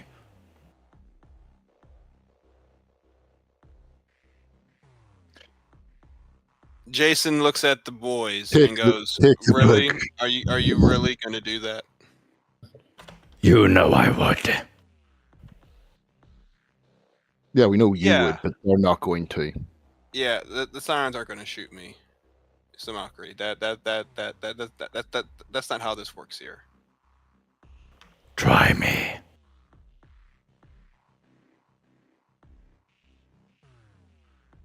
So Gentlemen, Macri could you keeps secure that So book? Macri keeps turning pages. You can see his grid, his red grid cone eyes going up and down, scanning page after page, taking notes. All right, so And he's storing Jason's everything gonna- to memory. Jason's going to fucking melta-gun him right through the chest. What? So Macri? I'm No, gonna don't have do to. He's not answering whether it's heretical or not. And he just told the guards to shoot us if we try to stop him. We Alright. need him alive. Yeah, one melta-gun round shouldn't do it. Melt a gun round. Yeah, Shouldn't do it. It'll just fuck his wig up. Alrighty. I don't know. The Is Gilded that Tome. I'm not sure if Oh, it is yeah. really You can all see James pulling out his melted in the direction of Samakri. Yeah, The so everyone's gonna Gilded- stop me. The I'm gonna do Gilded it. Tome is, by the way, it is very tall. It is like several meters tall, and it's in the stasis chamber, and he basically stands inside it, pulling page after page aside. Interesting. Yeah, I'm gonna yank the melter gun down into the floor. Okay. Samakri will call your attention. Look here. Say will, that's- but after you stop Oh. doing so, step aside. Yes, yes. It's all here. Come. She's not gonna come. She's going to dominate him to step away from the book. Do an opposed willpower test. I succeed. I have a flat success. Opposed willpower. Mm-hmm. Just willpower, not the psychic power. Yeah. We can take a 2-minute break. I'll be right back. Well, you succeeded anyway. Oh, you got success with 1 additional, so you actually won that. Okay, 2-minute break. Don't start this before I get back, though, please. It's getting juicy. It's getting juicy. Samacry's going off the deep end.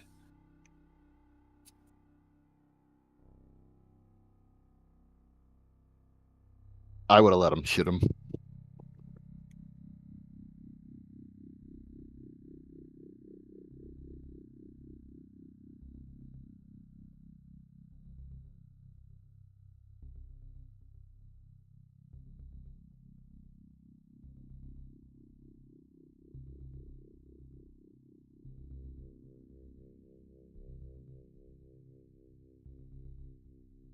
All right, I'm back. Yeah, they've disappeared for 2 seconds. I was just gonna let James shoot him. So Macri steps aside. Let me know when everyone's back. Will they?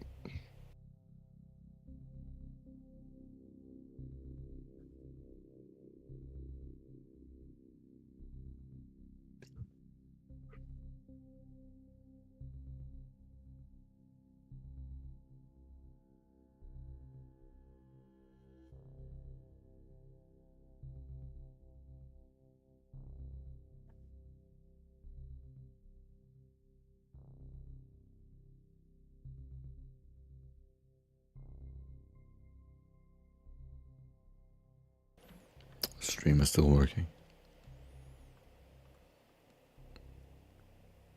I think. I disconnected earlier for some reason.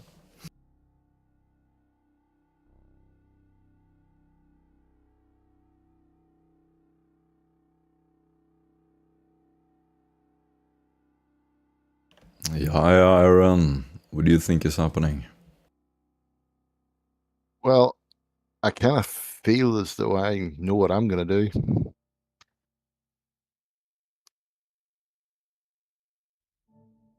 I think that it is a collapsed webway. So I think it's a collapsed webway thing that is being kept open by what do you call it, psychic energy from the humans. And as humans were able to settle it after this problem arose, they have been played by the Eldar. And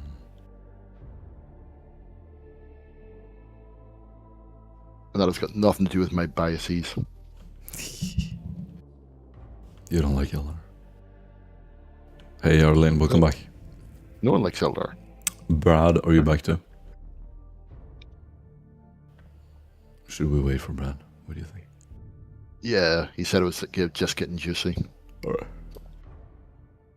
I think he desperately wants to kill Samacry.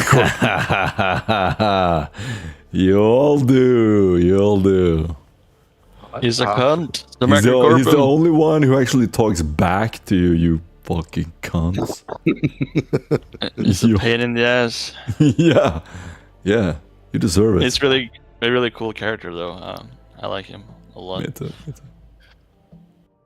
I like role-playing him. I have to you guys and I have a feeling he would have died to a single shot of melting gun. Yes. He would. Yes, he would have. He totally would. Which is why my character was quite happy to let it happen. What did you say, Sailor? I'm listening and I'm paying back. attention. I still got like almost no idea what's going on. Ooh. Neither do we. Nobody knows. So why didn't you guys let me shoot Samacry? There is. Because We're The waiting. man with the gun. Arlene is just a spoil sport. Because I'll be real with you, that was a shoot him moment. I just want to let y'all know, but if I was going to let y'all stop me if y'all wanted to stop me. I wasn't going to stop you. Yeah, I don't want him to die. So what did he end up saying? What was the end gist of it? 'Cause I missed that. I just came back. He's just stepped The aside. scene right now is Somakri stepping aside from the Gilded Tome, and he's pointing to a page. It's all here. I'm gonna Grab take him and one restrain look. him. If it is madness, and I mean madness on what I see, I'm instantly. The only madness I see is stopping. inside your head. Gentlemen, please, as Morgan walks up and has a look, see where he's pointing.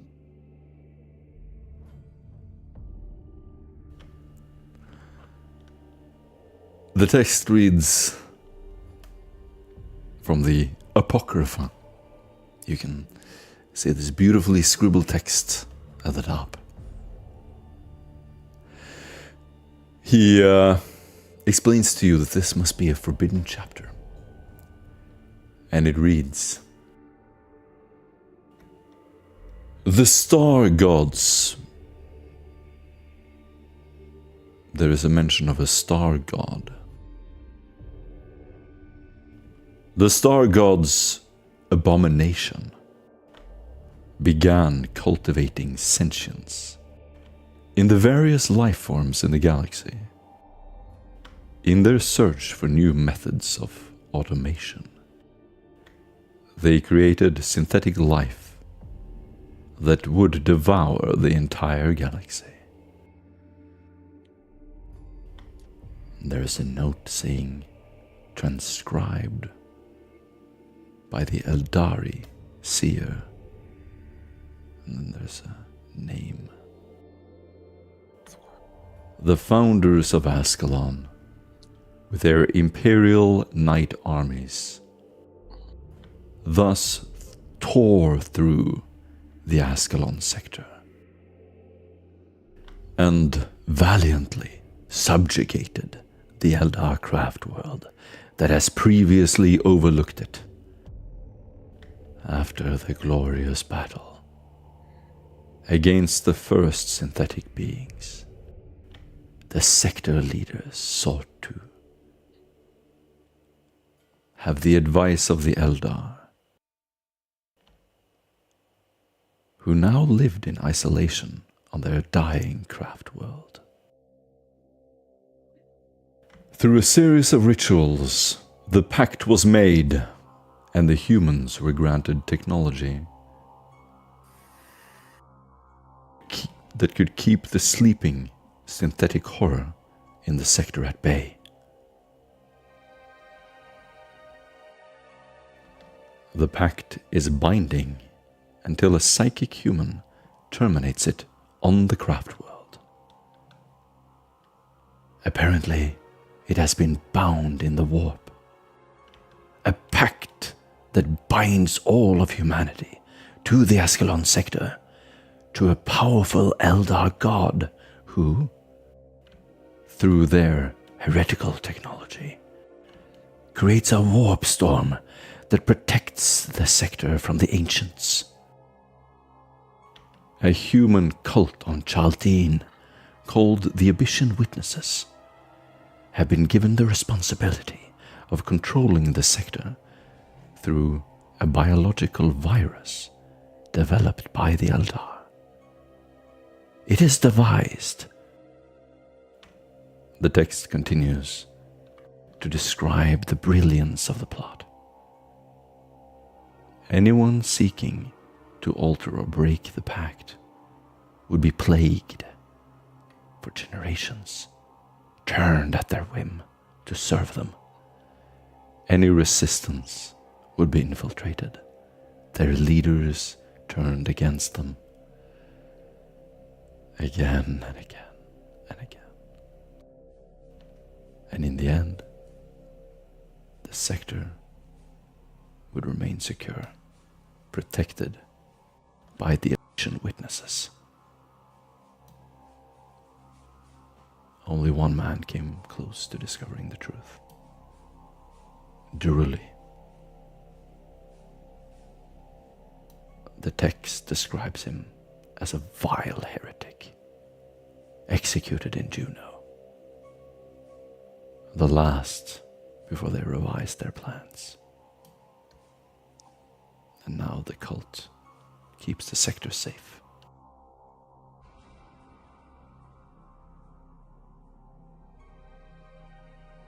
So after Morgan finishes reading it, she's just going to go, utter nonsense.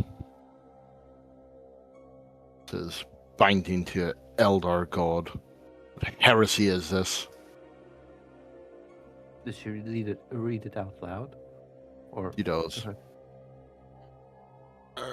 Are we sure that's an Eldari god? It did mention a star god, and Yes, those are normally reference to some synthetic beings that you know, looks down at the ground. The only god humanity is bound to is the Emperor. Yeah, that's fine.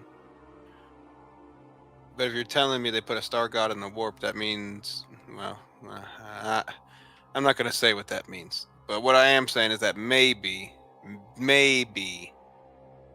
we just take the craft world. Can we take the craft world? We could take the craft world. So Macri is standing in the end of the hall. Look, the text mentioned how to open it. We're not opening it. He will mutter a text, and suddenly the wall will slide to the side.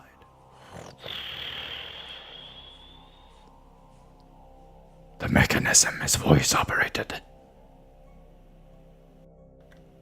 Beyond it, you will see a huge device with some pulsing light energy in the middle. It is beaming with energy. There it is. So Macri will walk into the room. Yeah, Jason's going to stop him. Physically stop him from walking. Don't touch me. As soon as he says that, I'm going to slap his mandible away. The manipulator away. I'm going to grab him and start dragging him. Azaris! You stay Kill out. him! Stay out of here. You stay out of here, Dermot. Kill him. They will do no such thing, Samacri. The tech priest will try to get loose from your grip. Do a strength test. I succeed with 2 degrees of success. Oh my god. You gonna hold him down, my man? Come on now. Nah, get out of here with that strength. Get out of here with that 43, man. We're getting loose. So Macri pushes you away. Stop it! Get hold up! Stop! Get away from me. He runs into the room. Runs up Seriously, to the y'all need to podium stop him. next to the Please light. stop him. Is he fast enough? Can I dominate him again? Of course. You have several seconds. Oh yeah, dominate him. Okay. Come back here. Roll dominate. Fuck. Epic failure. 2 degrees. But you still have to succeed. Oh, shit. Okay. Fine. Okay. So Macri stops. He turns around. First train him. This And is as an order to the Tempestus. And as he No! walks, No! as he starts walking back towards Release me. Morgan's What going to were fire you an trying open to beam do, at him. Samacri? They won't understand. Let me inspect it first. Not before you tell us what you're trying to do. I'm trying to understand it. Yes, but you're being far too erratic. And you're worrying the rest of us. His cones are now in one in each different direction. His cones literally floating around in his skull. He's overheating, breathing heavily, sweat pouring down his forehead. Right. Morgan's going to take a step forward, raise her hand, and fire a molten beam directly at his face. You're just executing him? Mm-hmm. Okay. Do the power test. Okay, I'm just going to cast. Let's hope this works.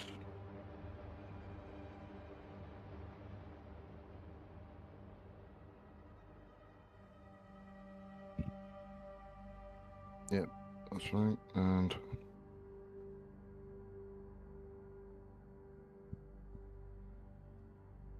hold on, bear with me a second. I'm having to do this manually again. Is there a dodge on it? Yeah, you could. Okay. He succeeds. 4 degrees. Okay. And after what he called to goes boom, and he dodges it, Morgan's going to say, "Are we quite finished?" As you shoot the molten beam at Samakri, go ahead and roll initiative. Okay.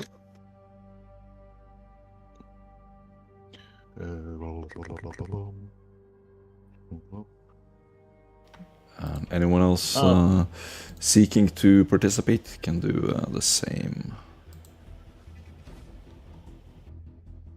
Jason is not going to participate in this combat. Just because it's a psyker versus a non-psyker. I think this is going to be pretty one-sided. Arlo's just shocked by what's happening. Like she, I mean, she's gonna miss the first turn of the combat anyway because like, she's just not expecting it. He tried to fuck with a machine that we don't know anything about. Yeah. At this point, Samakri's a little like he's not like he's at that verge point where it's like I almost want to say this dude's like we might have to, sincerely we'll have to kill him. Where's my? Sorry, could you put my token on? So, is no one else intervening in this, or? I mean, to try to stop it or to get in on it. You decide. It's up to you. Yeah, I'd hit Samakri with a takedown or something to stop the fucking further violence or something. Because at this point, like, no one needs to like really die at this point yet. But it's like Samakri's being weird as shit. It's just something ain't right with him. So you wish to be involved in the thing? Yeah, but not like killing people. Then I will bring you in as well, and we will do a map. I should probably also add myself to the initiative, but I'm gonna miss the first turn. Yep. Let's see. Reveal. Go. Alright, let me know when you can see the screen.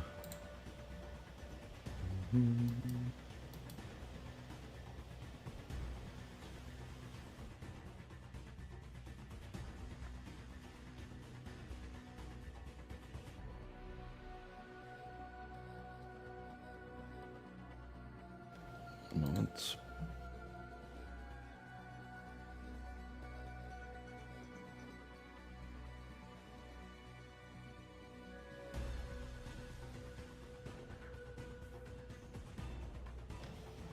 Populating the world. There we go. Okay.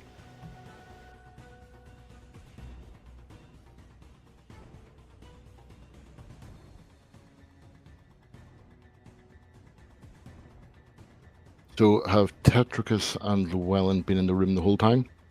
Everyone. So you have the Tempestus Scions, you have the Psychers, and you have your basically. Cool. Oh, is Llewellyn about to fight us? Looks that way.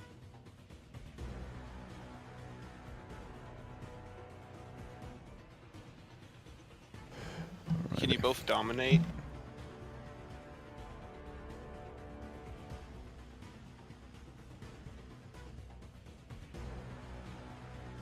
Can I do what? I know Lancrest can Dominate. dominate, but can you dominate Morgan? Mm-hmm. Okay.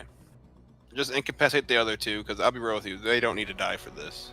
No, I'm not going to kill them unless they try to kill me. Oh, that's what they're about to do. I can see that, but you know. But why would they? Oh, in fact, actually, I can't. No.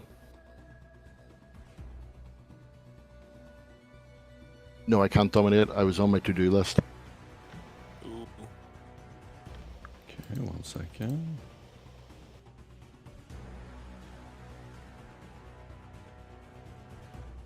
I should just have to rely on my charming personality to talk them down. I mean, they heard everything we did. We don't know what the machine does.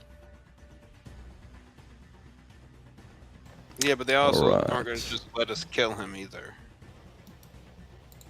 We had the opportunity earlier when he was reading the book, being scary as fuck. Everyone was worried then.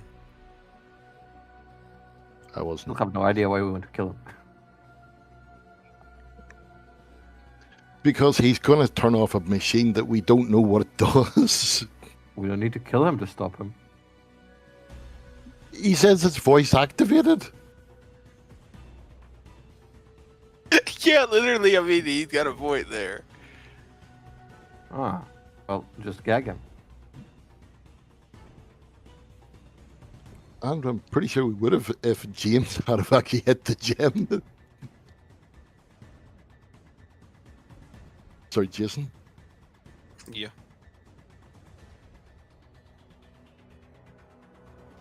Alrighty. Almost ready with the map. Take your time to decide what you want to do and describe tactics and so on. Yeah, so as soon as it looks like people are about to start. So drawing- Jason Madison, that's your character, right? Jason Madison? Yes. Alright. Yeah, as soon as it looks like guns are going to be drawn, Jason's just going to give the order for the Tempestus Scions to step in and start tackling people and disarming people. Yes. The Tempestus Scions will be given contrary orders by the warband, and as thus will step down. This being an internal inquisitorial warband dispute. Oh no.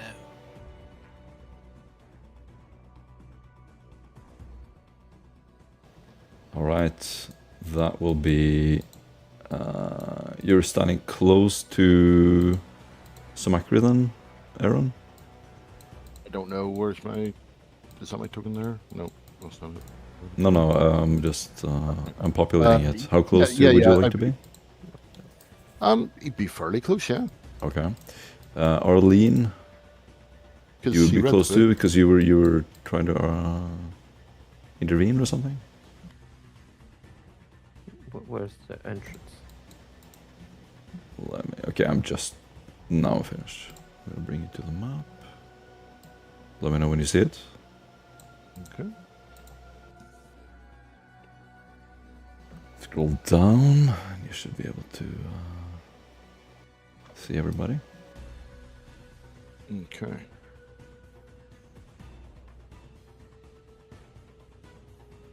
Macri Corp on there. So yeah, I would say probably about there. Right. So you fired a deadly shot at Samakri, clearly intending to kill him. Mm-hmm. That will absolutely trigger the entire warband. And okay. Let's see then. You need to James, you need to type in your name if you remember that. Arm and then your name. I can help you, I guess. So it'll be Exclamation mark arm, yeah, and then your name. I did it for you. There it is. you freaker. And then we have, let's see, Morgan there. Morgan, you can just do arm. There we go. Perfect. Yeah, you're ready. Everybody roll initiative. Right. You need to. No, it needs to be armed. Yeah, you ready to go? I'm Initiative. hitting initiative, but nothing's coming up. Yeah, I got a 13, but nothing popped up. Perfect. No, I'll add you.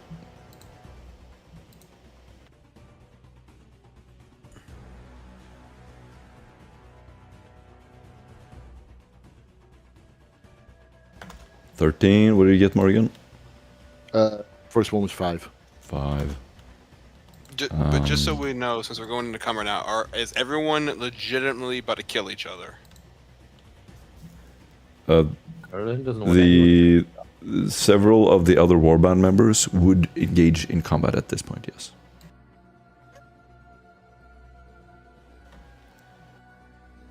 Okay, I would do my best to try to talk people down. I suck Awesome. at fellowship.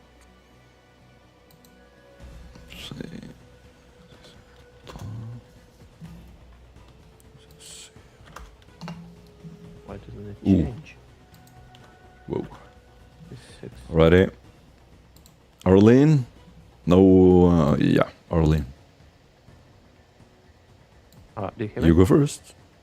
I go first? I think Tetricus has a higher agility than you. Yeah. Yeah, Ah.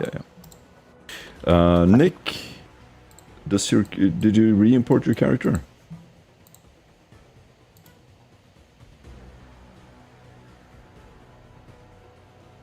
Not 100% sure if It's he's here, is he? nonsense. Oh, I think I don't know you. way to then edit even farther. Good. I think you imported. Alrighty, I'm gonna go Should be to the the third turn order, one. Nick. There you go. Perfect. Okay, so Tetricus, as soon as the flames go out, is going to storm you, and he's going to attack. You can dodge. I certainly shall.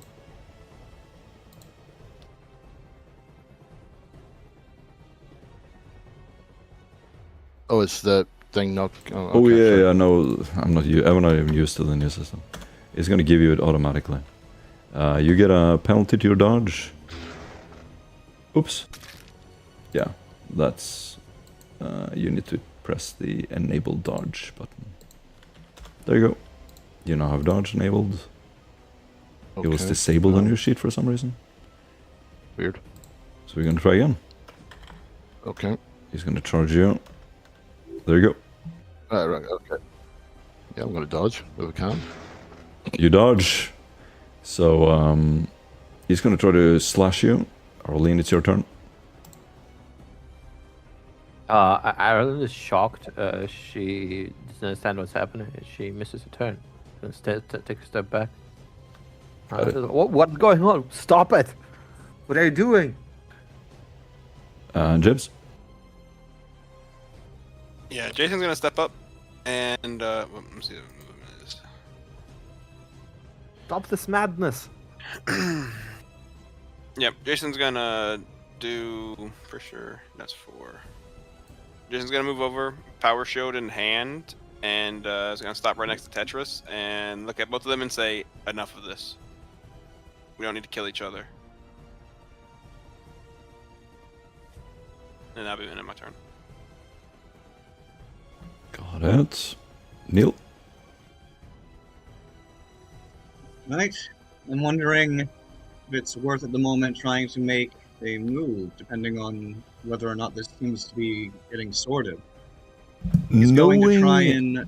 Knowing the other warbands pretty well, you've been with Tetricus for a while, you know that he can go into a frenzy where it's impossible to talk to. If he sees something, that enrages him.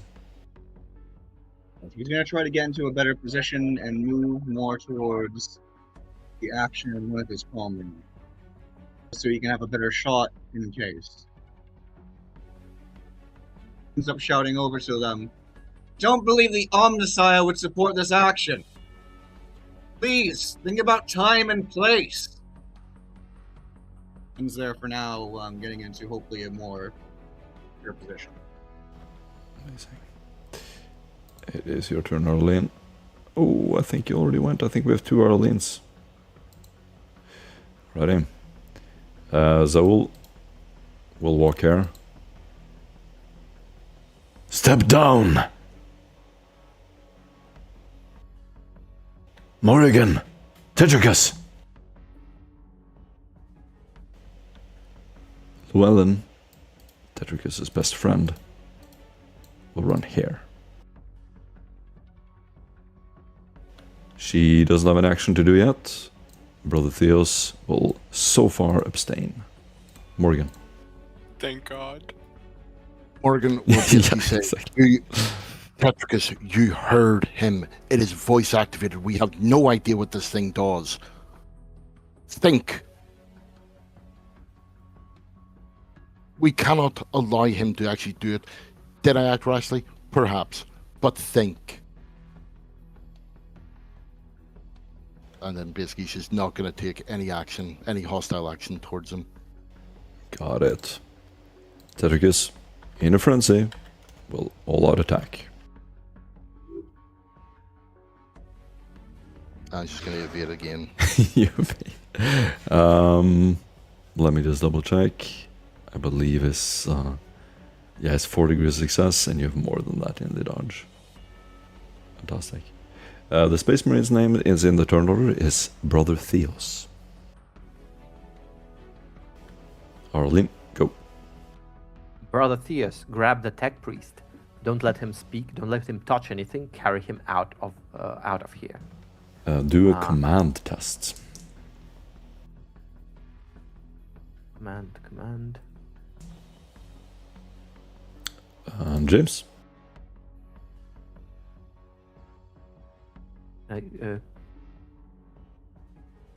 Isn't just gonna wait.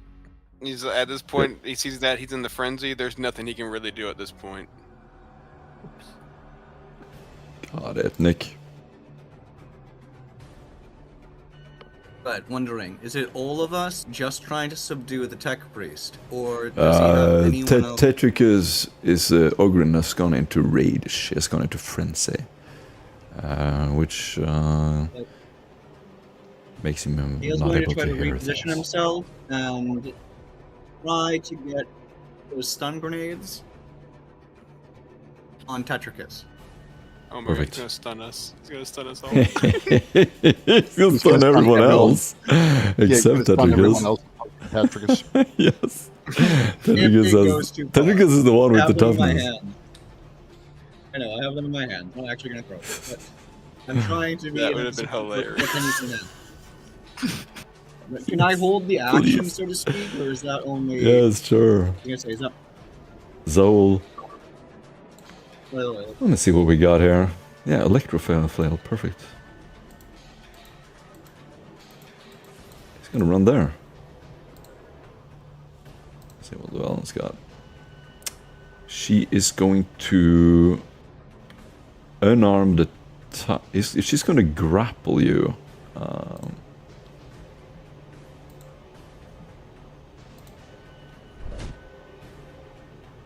She's gonna grapple you, Morgan. And you slipped free. You got an 8 on your acrobatics. So she tries to grab you. You just slip out of her like a snake. Brother Theos. How did you do on the test, Llewellyn? Horribly. -4. Okay. He will just look at you. Negative. I cannot engage. Morgan. Morgan is going to raise her voice to the two beside her and say, I'm asking you to help me to subdue Tetricus. I don't want to hurt him, but if he continues to try to kill me, I will be forced to. It is Tetricus' turn.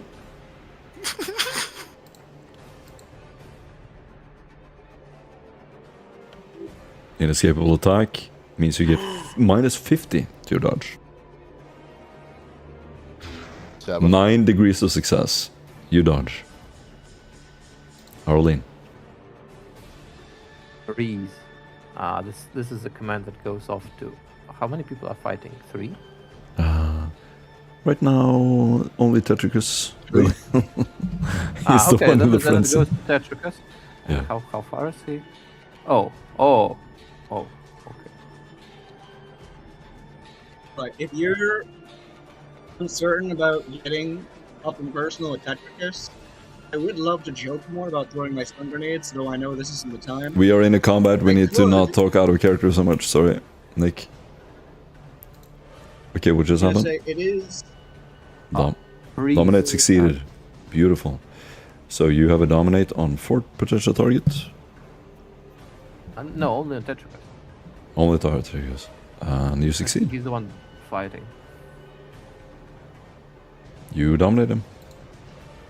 And it is your turn, James. Yeah, seeing that things aren't gonna calm down anytime soon, I'm just gonna back up. Neil.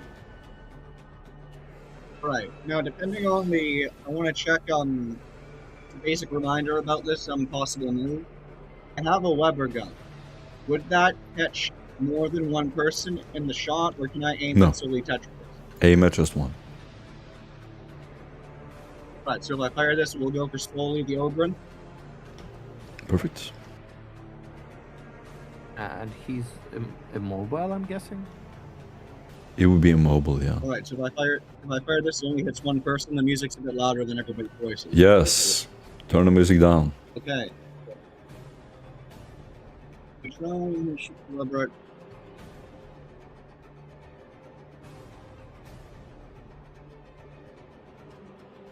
He will dodge automatically. Just target him. And, we'll do Sal's turn meanwhile. Can he dodge? I'm hitting the button. One moment. What is going on? You need to target Tetricus. Zol is going to try to grapple Tetricus, seeing that the Sister of Battle is trying to grapple Llewellyn. No, Morgan. Trying to target what it says. And... Ooh! He succeeded! So... currently Zol is grappling Tetricus, and Llewellyn will again try to grapple you, Morgan.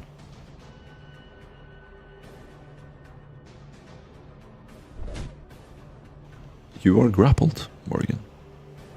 Meaning you can only... Well, you can still use your psychic powers. You know what? Morgan, your turn. Yeah, Morgan's going to let herself be grappled. So she is, and she's going to say... Basically, she's basically going to turn around to Llewellyn and say, "Help Tetricus, calm him down. I'm not going anywhere. Do not use have your my word powers on that. again. You have my word." Close your mouth. Tetricus is going to try to punch Saul.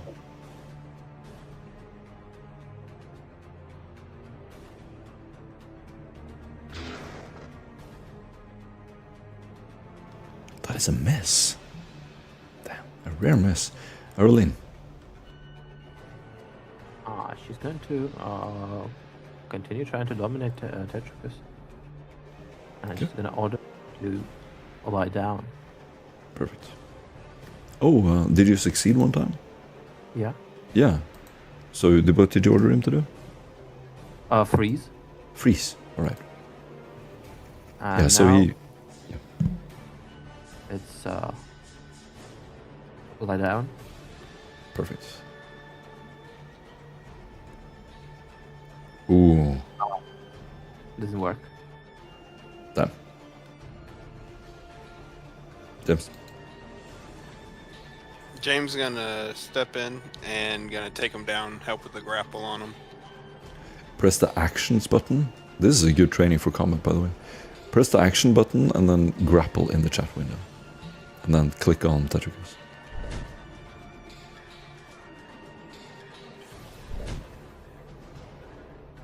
Oh, it's already in a grapple. Because it's already in a grapple, right? I'm gonna say you can grapple him too. What the hell? Zol is going to, after grappling you, Morgan. No, she's not grappling you. He's grappling Tetricus. He is going to throw him down. I had a shot I was going to take. He fails. So you can see. I didn't do it on the right one. Okay, well, he fails to throw Tetricus down. Mm-hmm. And Ellen is going to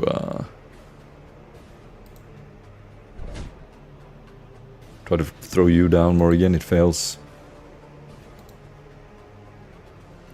Morgan, your turn.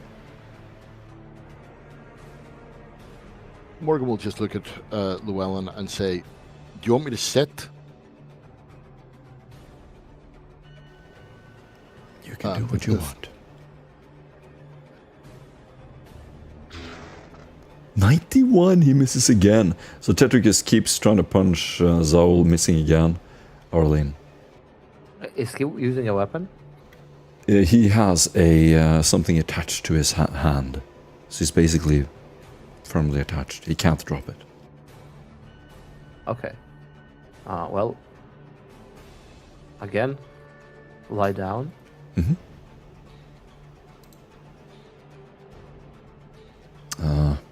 Unfortunately, that is a 90. It's gonna miss. James? Yeah, I'm gonna hit Big Boy with a takedown. Ooh. Hit. I'm gonna try... Well, he can't react, really. He's in grapple. Unfortunately, Tetricus succeeds the toughness test, so he's gonna resist your stun. Damn. Nope. Okay. Nial. Do you have your weapon ready? Please shoot this big dude. Alright, we're gonna wait on you, Nick, just do your turn anytime. Zaul is going to continue, and he's gonna try to throw down. Fails again. This is crazy. I did not foresee us wrestling an Ogren. Is there Look. any idea of how long it takes before he actually runs out of steam? Dude, it's a while. Ooh, here we go. Okay, here we go. Llewellyn is gonna throw you down, Morgan, and you're prone. Look, it even has a pro. So Llewellyn lays you down on the ground, and she's just kneeling over you, holding you down. I mean, you're not really resisting, but she's gonna do it anyway. It's just like the police, you know. You're not resisting, but they don't Kneeling care. on your chest. Yeah, they're just leaning on your chest with their knee. And give a fuck. Morgan, go. You just gonna stay down. As Morgan stays down, she's going to turn to Llewellyn and basically say, if he gets up, you know, we're both dead. Tetricus is going to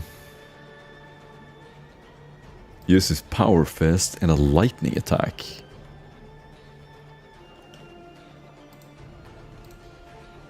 On Zol. Please do not punch him in the Swiss cheese. He misses. Jesus Christ, he's missing every attack. Arlene. Arlene's gonna try something different. She's gonna try and use. Sleep. I don't have sleep, but she can use erasure. Let's see if that works. Actually, Erasure would work, yes. It take it away his basically rage. removes his last batch of memories. Yeah. Not too long, but like since entering. That would basically would work. Never saw Morgan try to kill him. He never even saw Morgan ever. Oh, she did it. You got it. And that's at Can I high resist power. this? Yes, but No. does power rating usually at I high resist. Yeah, he succeeds. 1 degree of success. No, he Yes. said I want the smoke. Nope. He resists. If it is a resist, can I resist it or? I think it is. Yeah, it's supposed to do the willpower. Yeah. Okay, James. I'm gonna hit him with another takedown. Mm-hmm.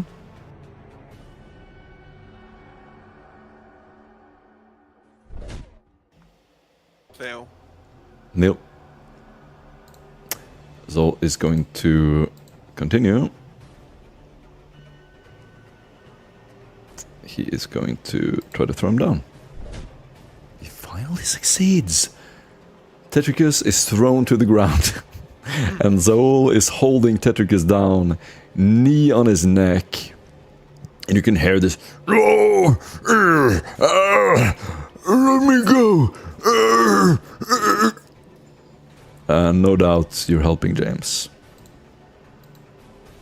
Somewhat. Llewellyn is going to do a suppression. No, that was the wrong thing. Yeah, just maintain the grapple. Morgan, let me know if you want to do something, Morgan. Morgan's going to take out a low stick and light it. Yep.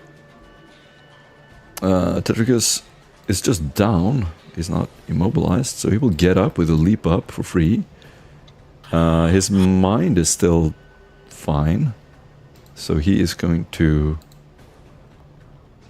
lightning attack Morgan again. Do you want to evade? I'll certainly try. You can roll away. Nope. That's a brutal punch. That's me dead.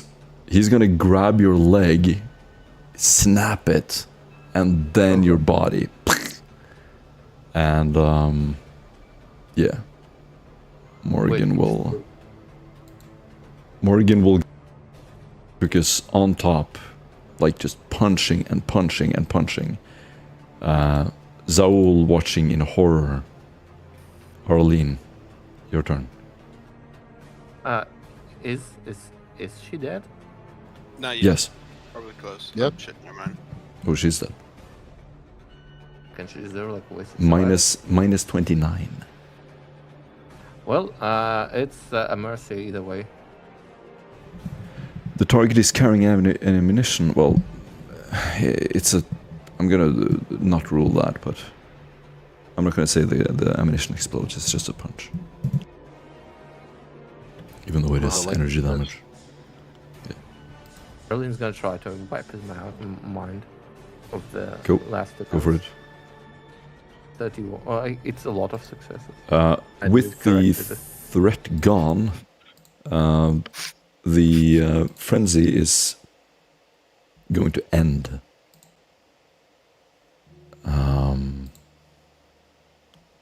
Tetricus kneeling over Morgan.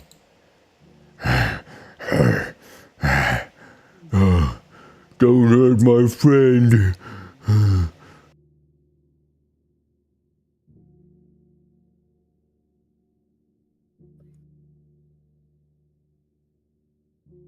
Jason just looks down at Morgan's pulverized body and just goes, I can't put that back together. Do we have a medical specialist? Anyone?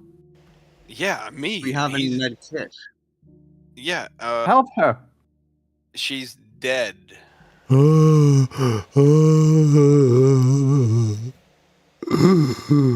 Morgan. Tetricus cries, kneeling over her. He leans down. Morgan, wake up. Wake up, Morgan.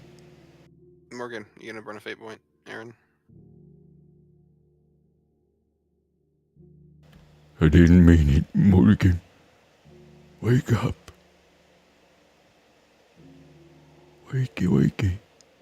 Hello? Yeah, I'll burn a fate point, but I'm dead, so. Nah, I can heal you.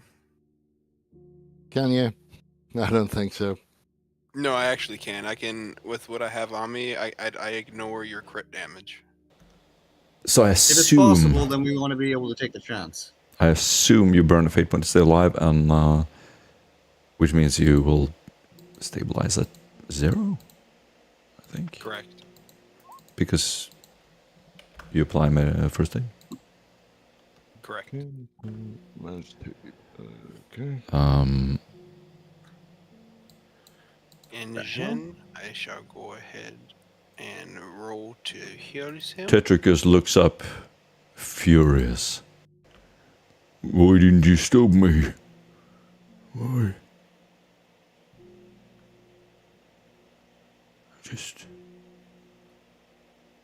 I just tried to protect my friend. I just want the horror to end. Sorry, I wasn't strong enough. I didn't mean to do it. Jason reaches a hand over It's okay, Tetricus. No, no. You would be better off without me. Oh no, we need that strength. We need that strength. We just I'm- also need more control. Unreliable. Nope, you are very reliable. You protected your friend. You did right. You did right. I killed her. Now we have to do something very killed quickly to her. address our other. He looks up like a Yes. child, pouting, tears running down his face. Look at her. Yes, but she's alive now. We're able to heal her. But it's okay because she did something bad first. Your response. It was your response. It's okay. And Jason will kind of give him a small little weird Kriegsman hug. It's okay, big buddy. It's okay. Will just grab you, his shirt soaked with tears, crying, leaning on you with 200 kilograms of weight, just hanging on your body. Oh.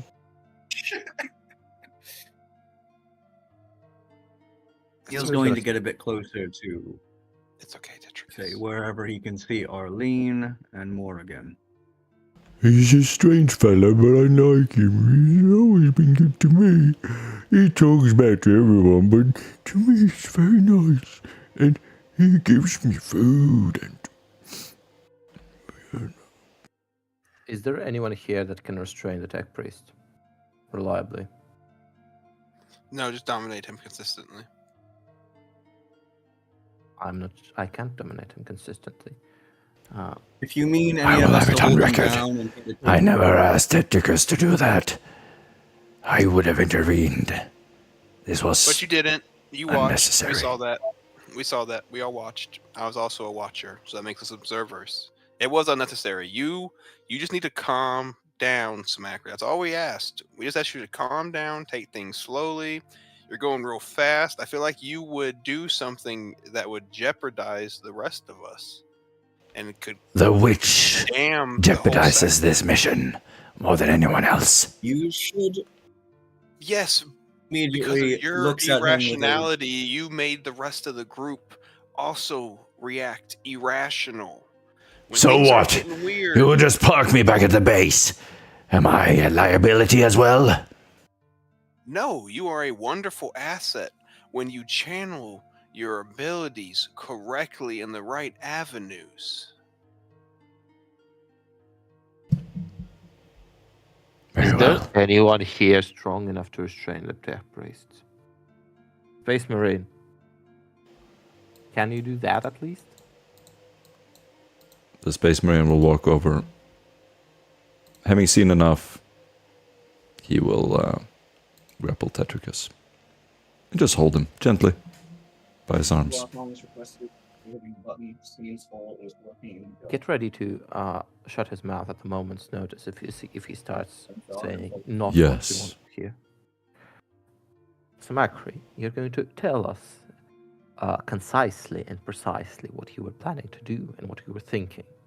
If you don't, you're going to forget right now all your recent discoveries and revelations. Why? Would you destroy my brain? No, I will just make you forget the recent events. They were quite Go troubling. ahead. See if I care. It's one of the last parts of my body that is still weak and human. I don't care what you do to it. Just... Remember what we said at the beginning of this? Pretty sure you're back We on said there. we would have to be able to. You said we'd have to mess with someone's memory. I suppose this is just a self-fulfilling prophecy. I can do Oh, that. Aaron, you would wake up. I assume you have stim and everything, James. Yeah, I healed him up already. You healed Yeah, for 10. You healed for 10. Morgan. Tetricus goes for a big hug.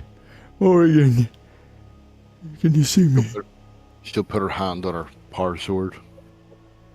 Morgan, I'm sorry. And she'll say something unintelligible to everyone. And then just turn and walk off.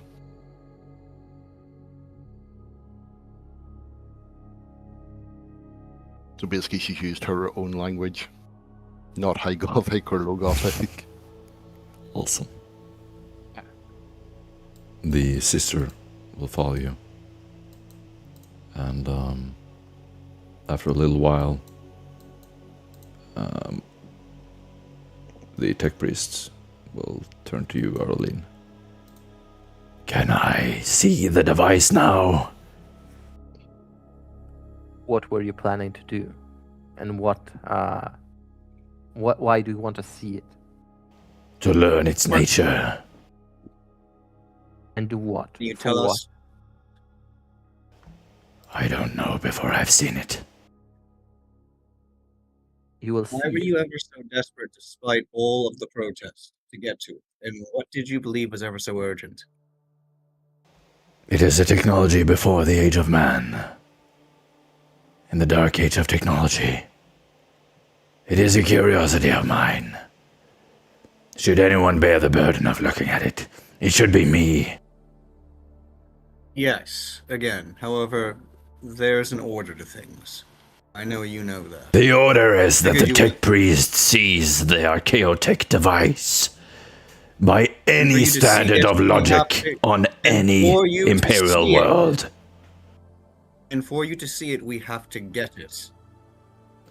I am Imagine you- standing right next to it, 5 meters. Are you blind? I imagine, yes. Now that we Can have you it, use the eyes in your skull? yes. Yes, people and use just your brain the as same well. you. It can So perform Mercury has a incredible feats of logic if you only tap into it. Now, release me so I can see the device. Do not release him. So Macri, you are a riot, my friend. I haven't. Besides Morgan dying, I have enjoyed this. You play your part well, my No. friend. You will see it while in the tender arms of the Space Marine. You'll not be permitted to touch it or issue any voice commands. His arms are cold and hard. Either way, You have proven yourself to be unreliable, Sir Macri. It He your is own fault. reliable when channeled. I correctly. also find it curious the change of heart you had. You didn't want to see anything entering this tower, but now you're desperate for it. His eyes shift around. Maybe. Do a you can do a fellowship test, and you can choose any test you would like to do. Any of the fellowship ones? I mean, Charm, charm. Hey. inquiry. Oh. I can do. You seem to reach- injuries or- You seem to reach him uniquely. His eyes dart in your direction. Under his cape. You have a good point. I should have been more calm. I see the error of my ways. Seemingly terrified by the Astartes holding him, he Macri. calms down. I need you to tell me, is something affecting your mind? Has something been affecting your mind? You see his brow like beating up and down, twitching slightly. No. No, I'm okay. Perhaps in my eagerness I came across as sly and dishonest. I am aware of the flaws in my personality. And believe me, if I could work on them, I would. It seems I am strong in many ways, but sometimes my mind falters. Perhaps it is getting old. I apologize for what has happened. It was not my intention. If you ever need help, we can offer it. Help is too important, and we all have to work together to actually do it. You know that. You However, sense whatever may have a fair bit of insanity and perhaps some corruption with Sumakri. His mind has taken quite the beating over the years.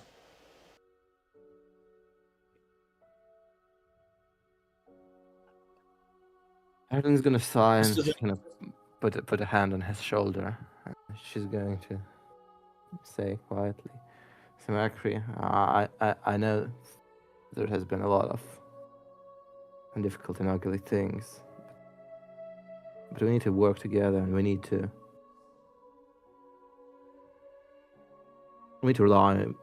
be able to rely on each other to get through this to the end. Very well. Are you convinced now? Can we look at the device? Yes. Do you have faith in the Omnissiah that you can work with us to do that? Before you do anything, please consult us. We may not be tech priests, but we can offer different insights, important insights. He stays silent.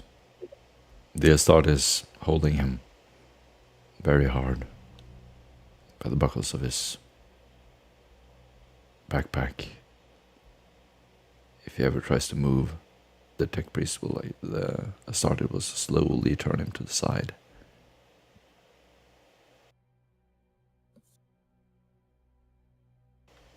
In front Does of he you. look receptive? Oh yes. I think he can be let go. I will hold on to him a little longer for our safety. The Astartes holds his hands on his shoulders. I concur with that. And then Jason's gonna step over towards the machine and start looking it over. Yes.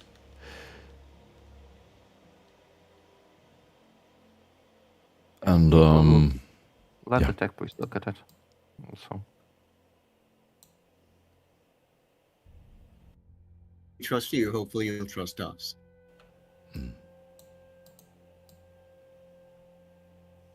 There is this very light cloud of stone dust in the air from all the motion. A slight light shimmering from a window. The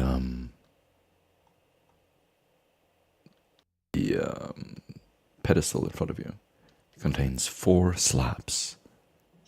They correspond perfectly with the tablets that you have from the counselors.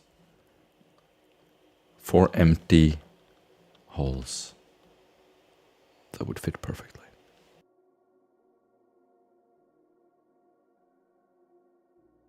Do it.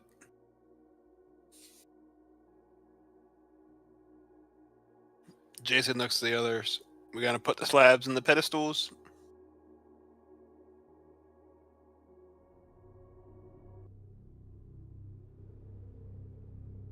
Don't answer all at once, friends. At this point, Morgan will pipe up and say, I have nothing to add. Morgan, come on. It was an accident. You accidentally got beaten to death. It happens. He's an Ogren. What do you want him to do? I'm sorry, Morgan. Tetricus comes over, tries to put a hand on your shoulder.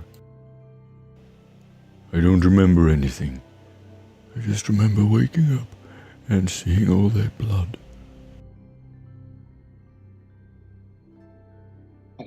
Yeah.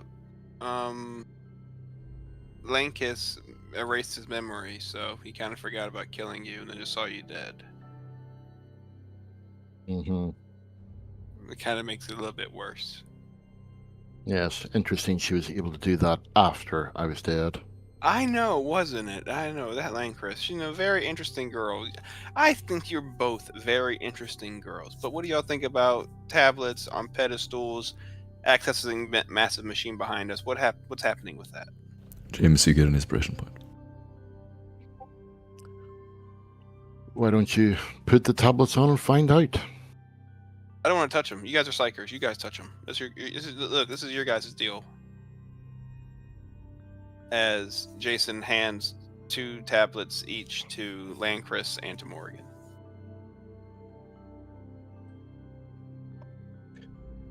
And Morgan will basically toss the tablets to Arlene and say, off you go then.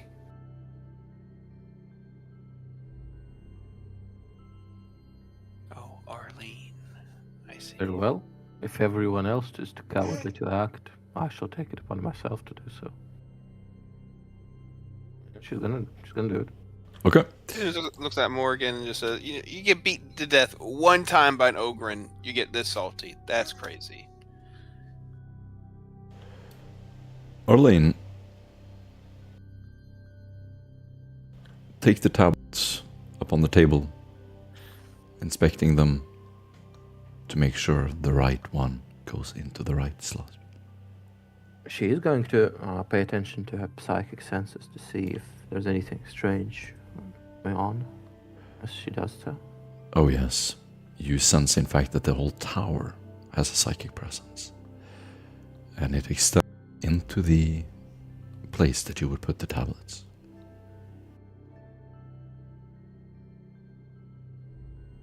Well, let the Emperor watch over us. And she... Before you do it, as you're just handling them, now that you can see the 4 spots, you can read the symbols on both of them. And there is a text. You can do a Forbidden Lord Xenos test at -20. Just General Xenos or Eldar? Eldar, if you have it. -20. There is something about the order that they go in. Can anyone decipher these markings? I'm not the most familiar. Jason walks over, looks it over. Hell no. Normally I'm pretty good at this. Not this time. I feel they are significant in some way. Probably, if only someone else would help us. Morgan gets 4 degrees of success and will inspect the tablets. Morgan, on a single glance, you read the symbols. The first one says memory. The second says blood. The third says sky. And the fourth, door. So memory, sky, blood. Memory, blood, sky, door.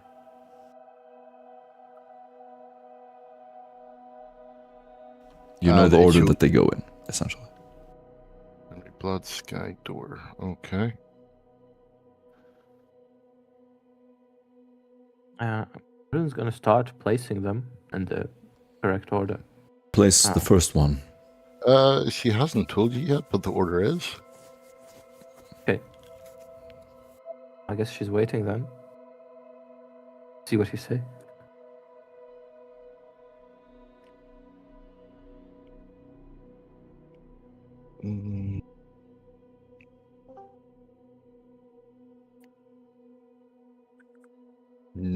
No, she'll tell her. So memory, sky, blood, door. That one, then that one. Awesome. You get an inspiration point, Aaron. The first one. But you will actually notice that there was a hesitation.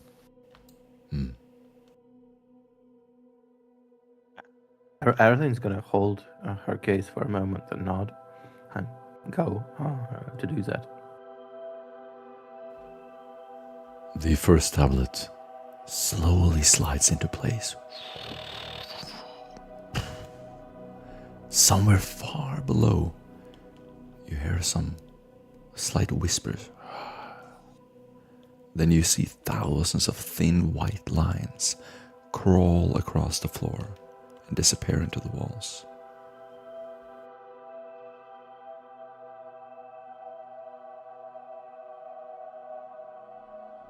This is strange. Let us see. You feel a pulse of psychic energy. From where? The entire tower. Place the second tablet. It locks into place and you will hear a deep sound again. You can do a Sinitians test, or anyone can do a Sinitians test. -10.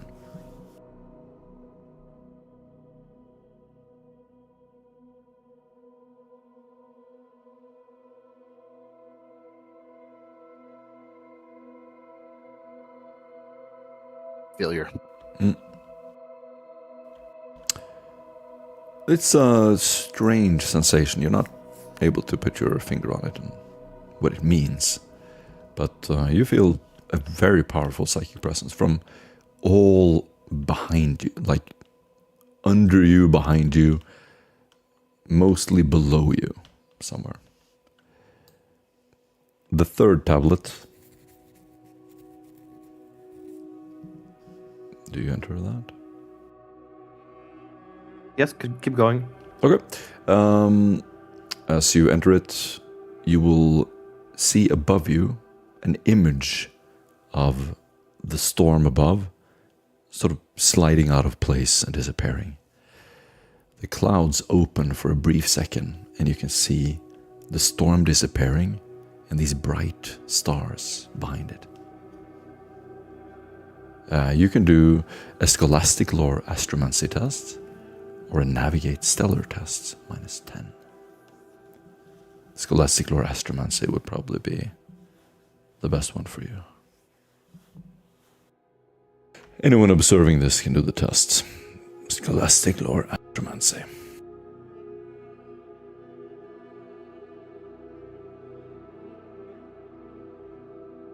Morgan will be backing up towards the door. Or you could just click this button in the chat. Wait, do I have it? I feel like it's. If you have infused knowledge, you have it. Do I have it? You're an astropath? Neil being one of the ones who's Yeah, I feel it should be one of the. Yeah. Kind of feeling that would be one of the core ones.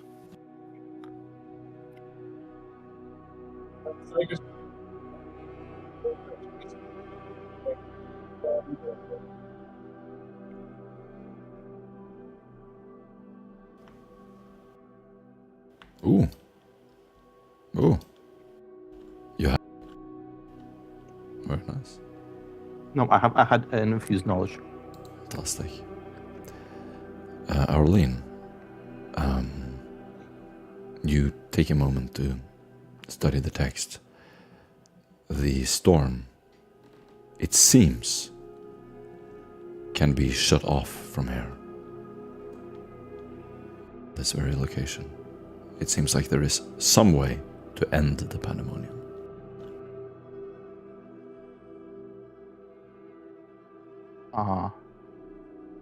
Feeling inspired, Evelyn is going to strengthen her mental defenses and place the last tablet. It disappears into the machine, and nothing happens.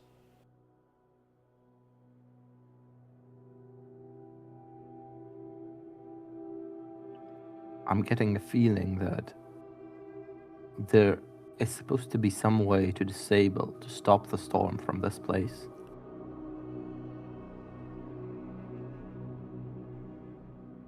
To disable it. Turn it off or something.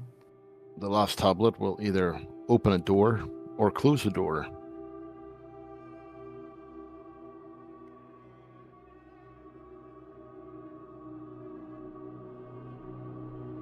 I already put down the last tablet, right? Yes. Nothing happened. You hear a thud. Then you begin to hear a voice.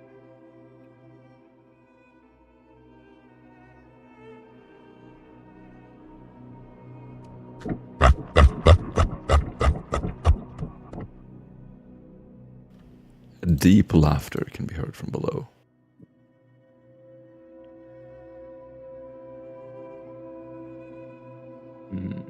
What did you do, Arlene?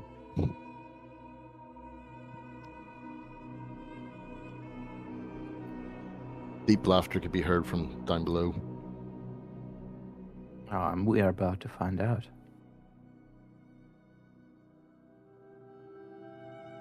Do you feel anything?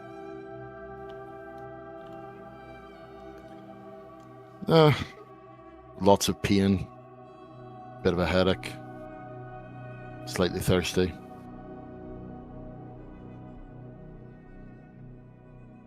Did anything change? Not that I felt.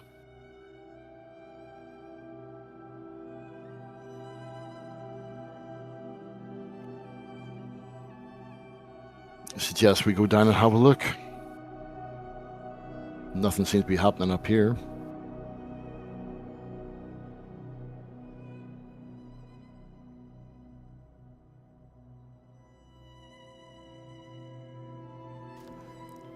Suddenly, you will hear this twisting sound.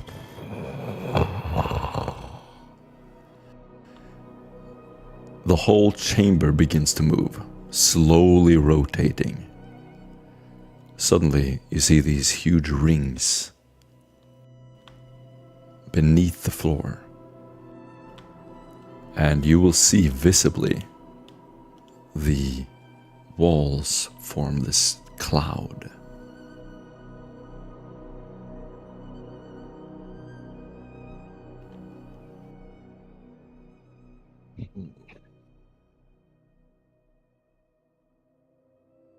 Okay. Thoughts, anyone?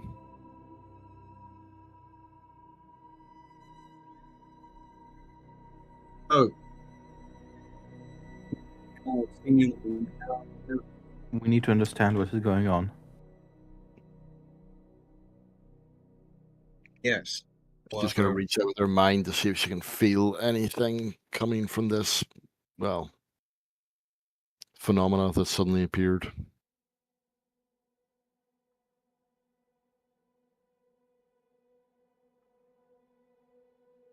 How do we feel this may affect our next steps now?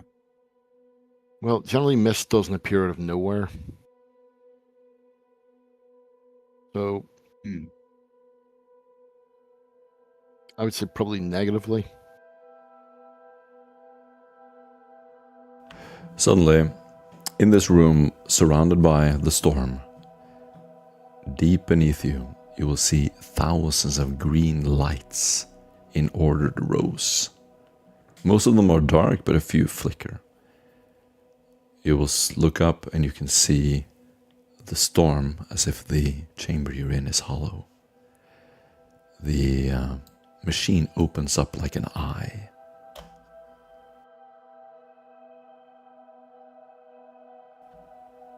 Visibly above you can see the warp storm, the pandemonium.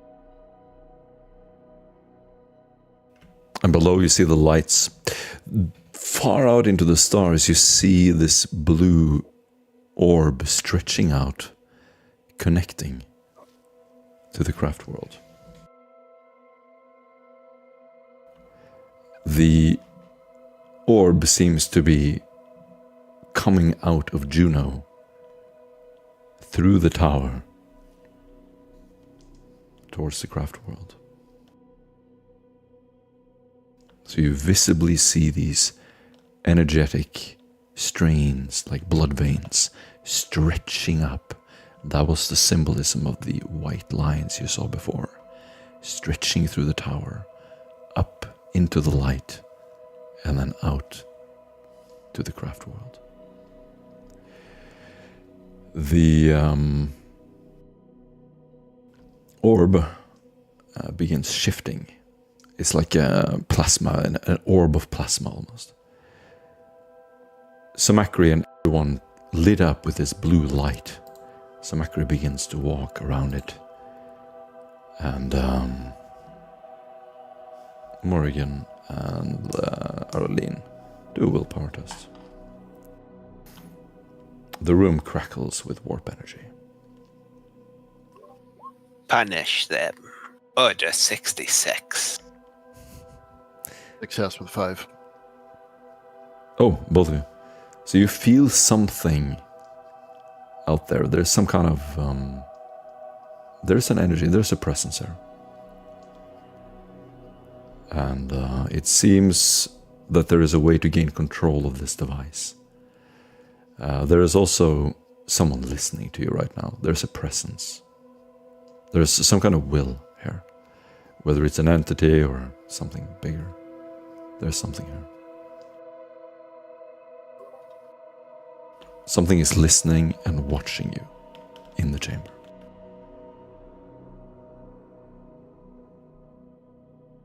Arlene's going to try to direct the device towards stopping the warp stone. Warp storm. Okay. So, Arlene,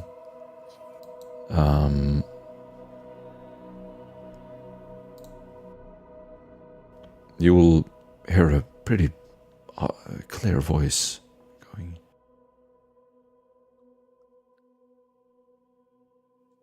If you do that, we will die.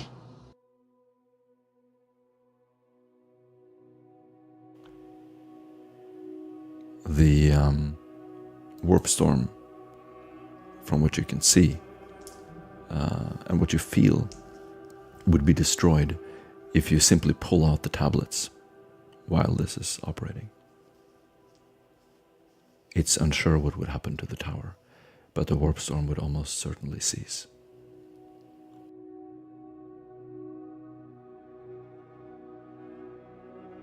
You will die? Or all of us will die?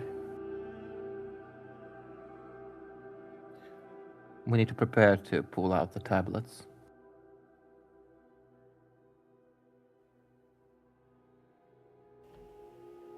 The voice seems to be a whisper from the warp,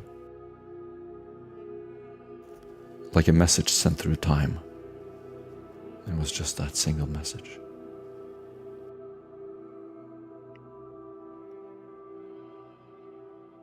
The Eldar may hold a lot of wisdom, but they've proven themselves to be treacherous many times over. And we've seen them manipulate and destroy humans and other races alike. We've saw that the humans of the past succeeded when the warp storm was not here. However, there is that issue of the pact in the warp. Will this nullify it? Perhaps. I mean, if there's no Eldar that pull their end of the bargain, then is there a bargain? I believe this is the path forward. It may be wrought with great danger, but allowing the warp storm to continue, the sacrifices, and are those souls that I feel here human souls? Oh yes. Eating this alien device. We may be damning countless humans to death and suffering. But I feel that we have no choice but forward. But maybe maybe that's for the best. Some maybe that's not for the best. Who knows? The way I look at it is, even if they are human souls and we condemn them to oblivion, well, it means that the warp storm ends and there's no more souls that are condemned. Each moment we delay, another one is fed to this pact. And if the Xenos die, well, let them die. Do we do it all at once? Pull out the tablets all at once? Yes. And it's going It would to- simply destroy, sever the connection, and end the warp storm, the pandemonium. Prepare yourselves then, comrades.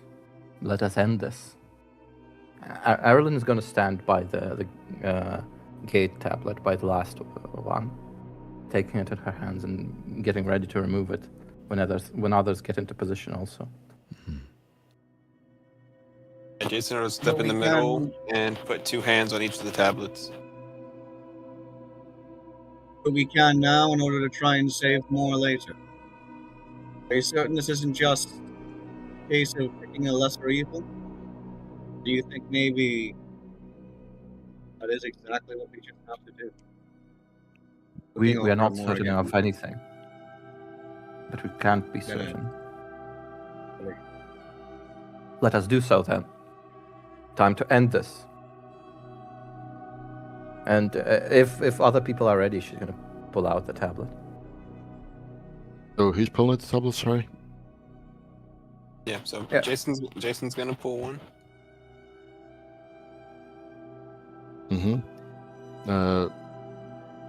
Okay. Morgan will turn around to Tetricus and say, "Go on then, make amends." A small smile forms on So his we face. pull out all the tablets Before and sever the that connection. moment, Tetricus has a small smile on his face. He looks at you, Morgan. It's been a wonderful adventure. I'm glad I got to spend it with you. And you see this childlike joy on his face as he turns completely pale. Mouth half open, eyes shimmering with life.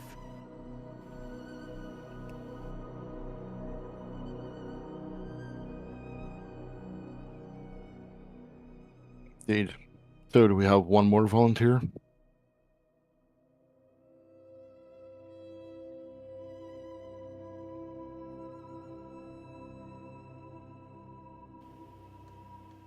Wait, how long have I been muted?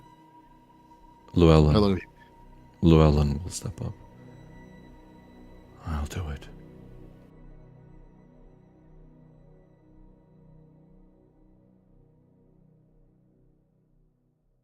Okay. So we have all 4 ready.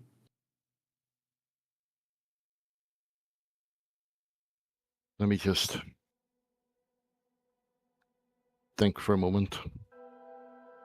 No more time for thinking. Um, Come on, let's do it. Let's do it. Pull it. Pull it. Pull the lever. We are And all what- ready. We know not where this goes, but it is Yeah, time but- to end it. Yep, this is a choice we're making as a group. We're here. We're doing it. And who Aaron is gonna knows? pull on the gate tablet. And just before you do that, Morgan, I'll actually say I'll try to tell you here. So there's on holding her side where she obviously has a shit ton of broken ribs. Will basically you'll feel a tingling in your mind as she basically tries to anchor you to your bodies basically.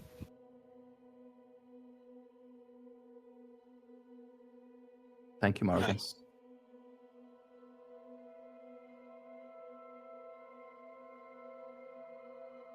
Okay. Let us end this, for good or ill.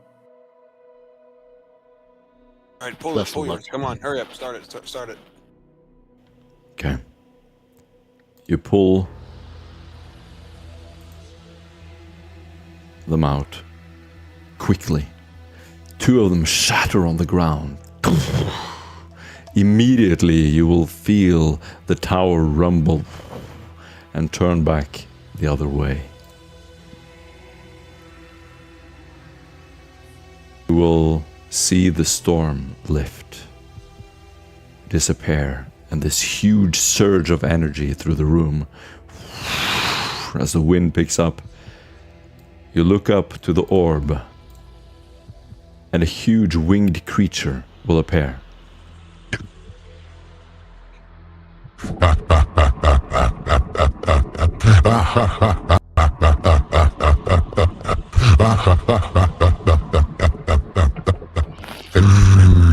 You fools. You released me. Finally. Life. Feed me.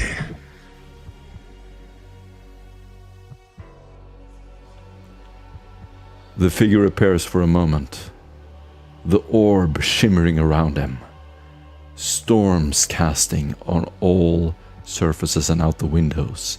As they break open, the whole room begins to shake.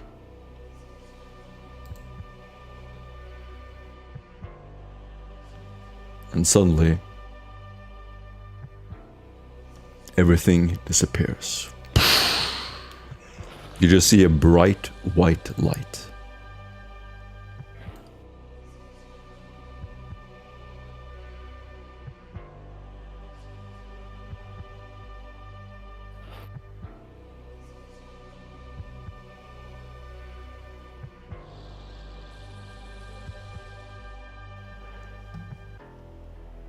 We did good work.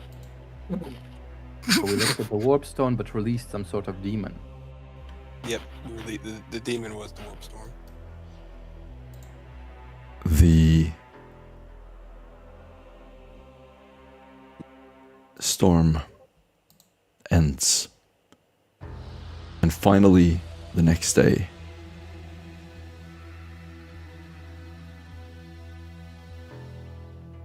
the people of Juno can look up at the sky for the first time, seeing the stars. There's a beautiful light that they've never seen before. Clear, bright stars.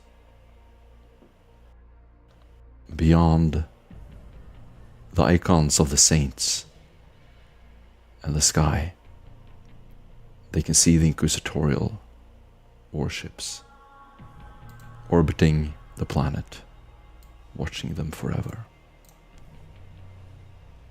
Ever watchful.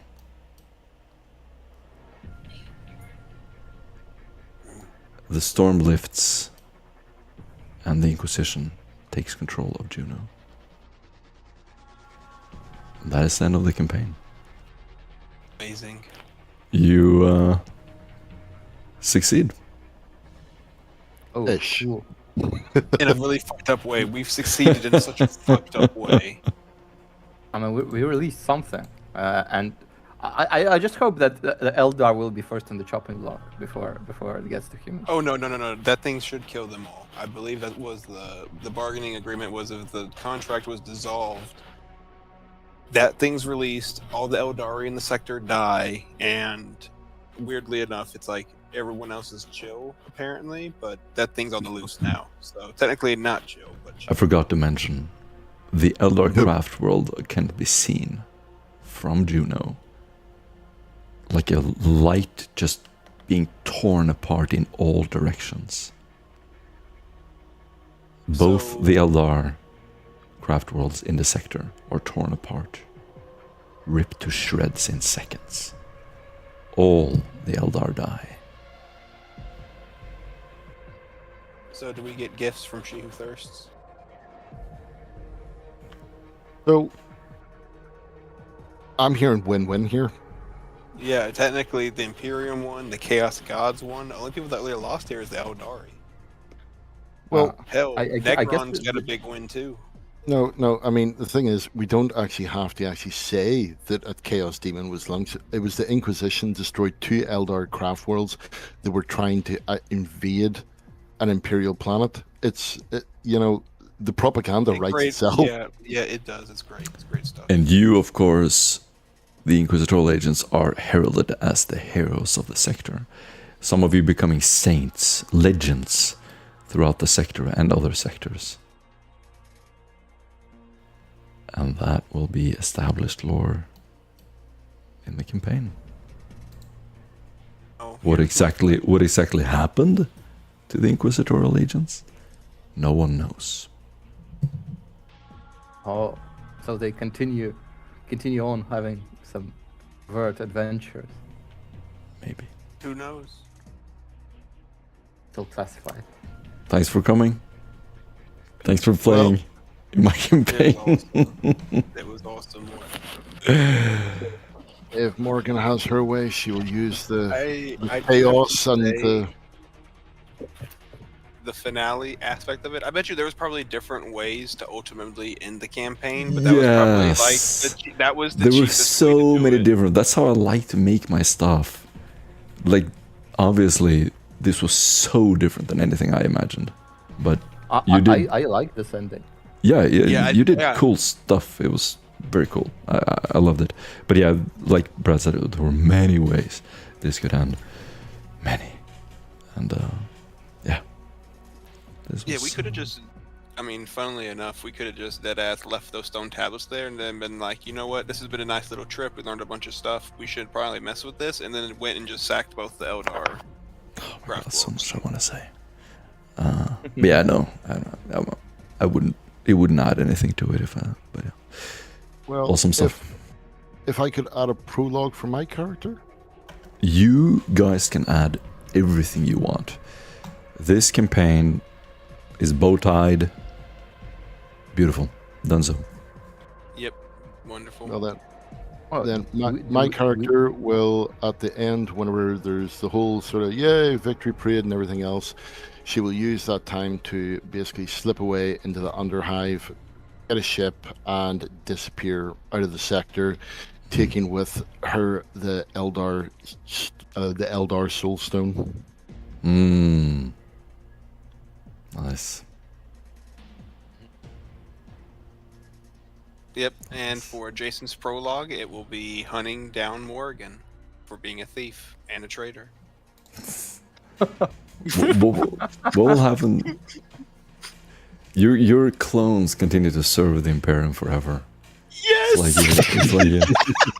It's like a horrible punishment. You're just seen on every ship doing menial tasks. It will never be as glorious as that. That was like the highlight.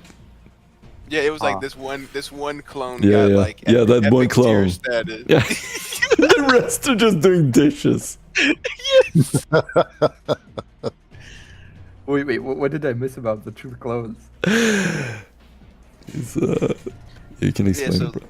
Yeah, so the character concept is it's like, so he runs off the Kriegsman concept, so they're all genetic clones, but this was a variant that the Inquisition found was just like, wow, this dude is very adaptable. We've been able to really use him over so many different extenuating like circumstances, challenges, trials, and he's been able to adapt and flex to these really well. What if we just mess with his genetic coding a little bit and just created clones from just this genetic code and just altered a little bit to make him better at this thing, and that's what this character actually is. So each character will have the same kind of like mindset and framework as far as that, but as far as abilities, what they can do and all that will change per character. I see. And the cool thing too is I like to do a little thing where for my character it's like there's like behavior wise it's like normal dude. You keep doing crazy shit though, you will drive my character insane, and then you'll get like, why are we branding the psychers for them making accidents or like bad things happen? Like, you get insanity. You can drive my character to be crazy. Like I can either be good or bad. Like it's like the whole little spectrum of it. Ireland is going to continue serving in the Inquisition, and she's going to be trying to make an Imperium a better place, and trying to somehow, always in the impossible task of somehow tying together the horrible necessities and some kind of some tiny spark that she carried from her Paradise world. A rare mitigating force. Some memory of something simple. Awesome. Awesome. And Caroline is a very memorable, cool character, and I'm very happy that you got to join us for the finale. Yes. Well, So I was for going to say, I was just Go going ahead. to ask, considering all the different open ends you said that you were considering, all the different possible endings for this, Yeah. it makes me wonder what distinctively landed us here. the tablet removal. Tablet removal Yeah. landed us here. If we never would have done that, that never would have happened. Here was my thing too. There's though, many other things was you could have like- done. You could have interacted Yeah. with the Eldar and talked to them to learn another thing, another view on the situation. You could have pulled on Diruli and gone deeper into the lore. And, well, yeah, I'm not gonna. This was amazing. This was amazing ending. Yeah, this was the ending. This is how it ended. We're not gonna go over what ifs because Yeah, it, yeah. it spoils things. I was Yes. saying also as a serious question, not only as a serious question, but also a bit of a joke for how messed up this team is, in a good way. But Oh, we got the worst ending. Like we succeeded in the best and at the same time the worst way because we didn't lose anyone to succeed, but we unleashed probably a maleficent fucking entity upon the entire known universe. But we But succeeded. yes, when I thought we were, well, yeah, but when I thought we were going to still have a minute or two after that happened in character, I was just going to try to look at Arlene and just go, well, about the lesser evil thing. That was the lesser evil. much- The greater evil would have been us going and literally killing armies of our guys just to take the Eldari out. Yeah, I think Arlene I know. was fun with that because she didn't want to like have. Arlene was Oh, I helping know, you but the prepare joke the is still the idea suicide, tens of thousands of humans just like to give us a chance to get somewhere near. Yeah. No, I know. It's just Yeah, at first that comment I thought was just decent for the moment, and then when that happened, it's the idea of literally. So is this just the lesser evil and then gigantic chaos god? So here's my question for you, Morton. So you said that the next campaign we're going to go into isn't it's set in the same timeline, universe, everything, but it's not coinciding at the same time, right? Or Yeah. it is. That's right. It's not, right? Mhm. Oh, will we be doing with the consequences of our actions? I see. That's We'll what I see. was wondering. We'll see. Is if we're gonna because if so, It will be a new campaign with totally oblivious new characters who live in the same universe. Actually, that's part of what I wanted to mention. The character creator, so when she okay, I see what you're going for. Your characters won't know anything about this, Yeah. so it's not until relevant to backstory character creation, but Yeah. it will definitely come up. Yeah, that'll be actually when really. it came to. Yeah, sorry, I'll comment right after. Go ahead. Yeah, I was gonna say I actually like that idea a lot because that's the whole thing is when we start off with those new characters, we don't know shit, dude. It's like Yeah. we just got recruited Yeah. into the Inquisition. We just got handed our fucking badge and got through our training and was told, "Don't fuck up now, otherwise you're gonna get put in a body bag." I wonder how high in the Inquisition these characters can rise. Oh, since we get a fresh start at the very beginning, we could actually rise insanely high. But I'll be real with you, it depends upon the group. No. These characters, like the ones The that Arlene and so on. They're done. You were the right hand of the Inquisitor. You were essentially on the path to becoming Inquisitors yourselves. And Not necessarily done if you want to go out of your way, but it's open purposely at the end of this, so you can really do anything. The new character will be primarily for the new campaign, so I should be going in with way too much and ruin the game balance. Yeah, Morton, if you could save this old character, the character sheet I used Of for course. this campaign Of for the course. new one as an NPC for you. Of course, something, of course. That's or exactly. I can go That's in- exactly it. Your characters now add to the richness of the world, right? Yeah. It could be. Oh, that's cool. Yeah. I was going to say, because I ended up. That was one of the ideas I had for a while, Neil, right away, due to the annoying qualities of me worrying. I was embarrassing myself and interrupting the flow of stuff. I didn't quite get to do as much, and I had an idea for sort of darkly, comically bringing Neil back to where it could be fun for specifically a higher level point in another campaign. I don't know exactly if I want to do that precisely, but it's something that Okay, if I so- bank around with Mortem, I think you might find pretty funny. here's one more question for you, Morton. It's the ultimate question, I guess, that has to be asked here. So we've completed the campaign. So besides the artistic finish and just the enjoyment of finally beating it, finishing it, what do we get? What do we get to earn from this? What have we earned? Y'all get Be cursed by a chaos god. No, hopefully not. Either give us something. It doesn't have. I don't need something for the new characters or anything. Like, give us some intelligence. Give us like something lore wise, or build us something that like we can use in the next campaign. Something cool that we would know at the beginning, or something like that. I would dig something like that. You need to explain. Maybe old You need gear to explain from what our I mean. What do you mean? characters. Like, make an Go ahead, example. Sam. What do you mean? So let's say for the starting new characters, we know that we know about the ending. Like, so let's not say like we start off the investigation not knowing not jack shit per se, but we get one tidbit of information is, hey, we know this event that just occurred just now. That's like the only thing we fucking know from this entire campaign of what occurred is just this event. Oh yeah. No, you'll know that the warp storm has lifted. The universe is open for the first time. You'll know all that. Everybody in the sector knows that. Okay. I was going to say, Jason, that it might be neat, depending on, again, strictly GM's actual ruling. And depending for what your characters get, I mean, obviously these characters will be like demigods here.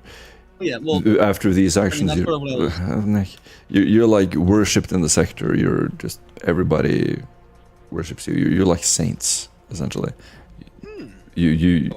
So Can a Psyker become an Imperial Saint? lesser saints, I guess. But yeah, you'll be yeah. Yep. Could it be possible in lore that Morgan's not sainted or well known? Yes, of course.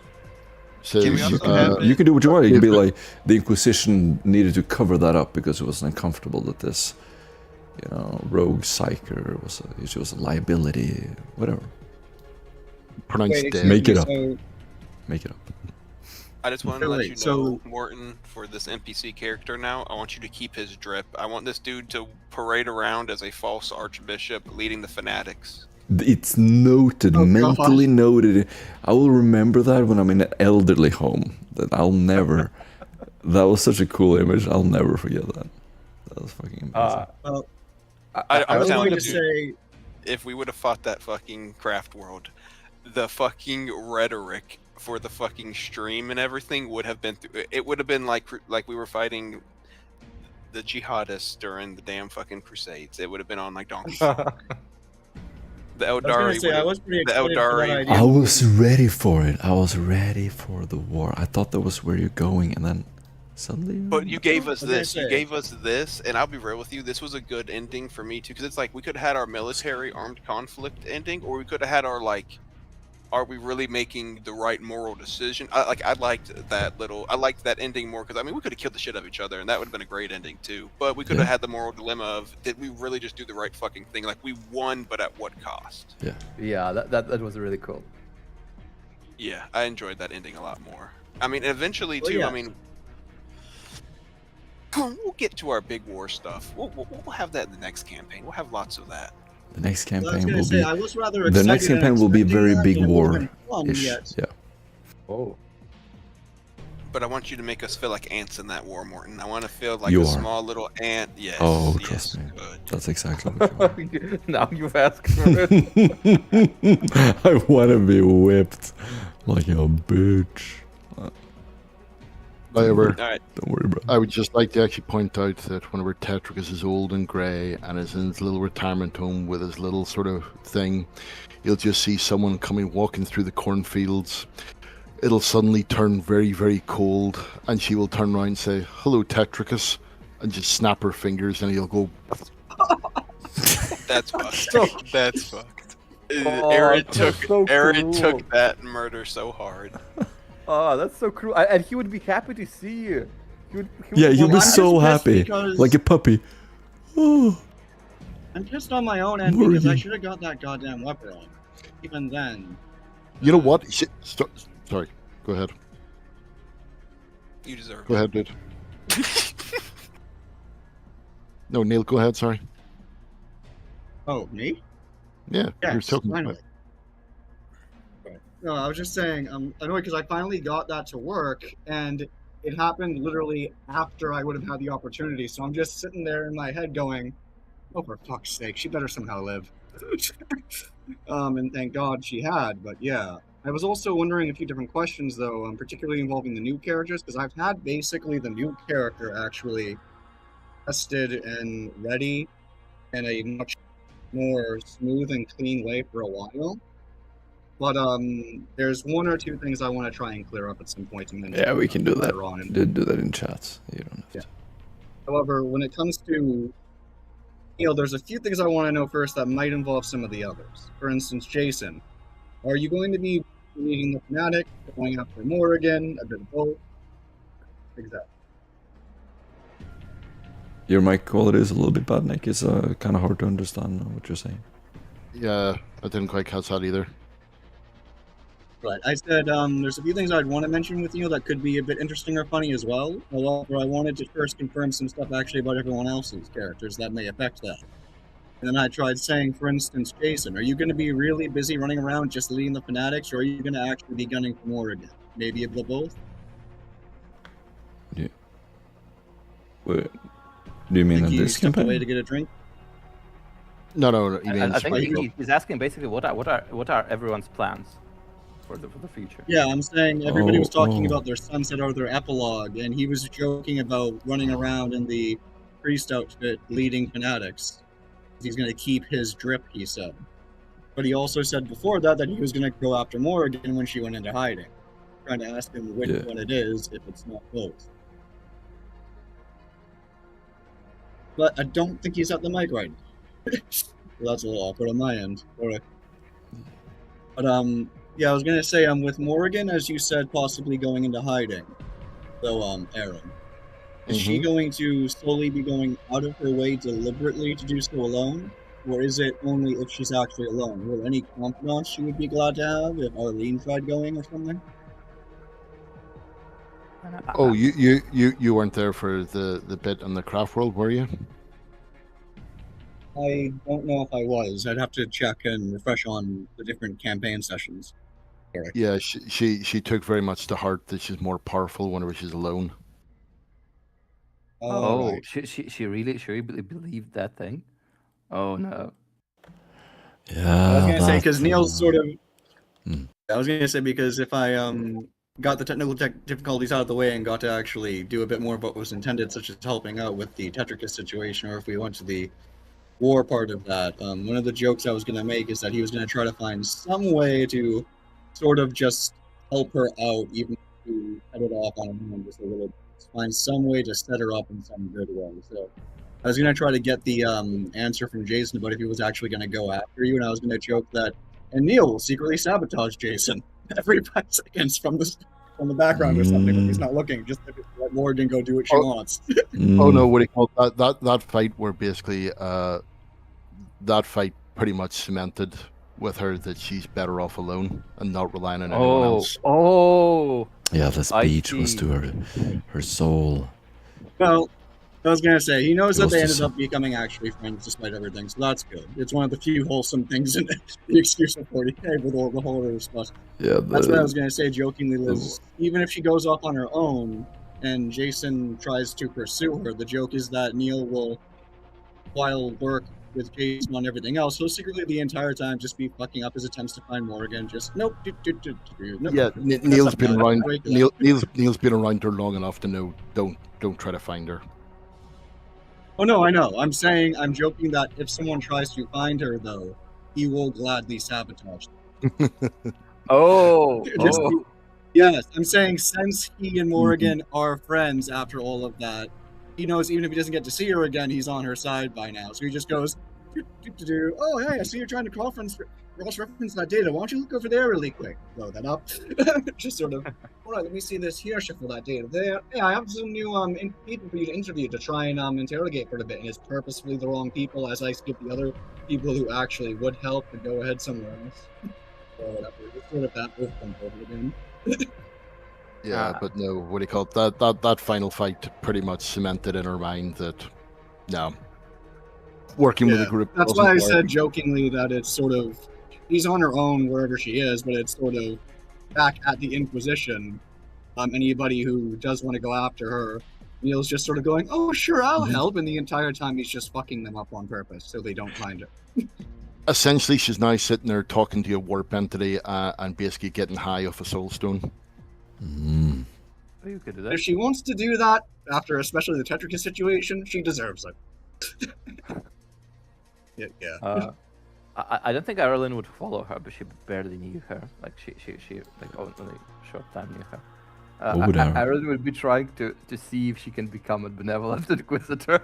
Well, there is an I think idea Ireland would be a there's- good candidate for an inquisitor. After a while.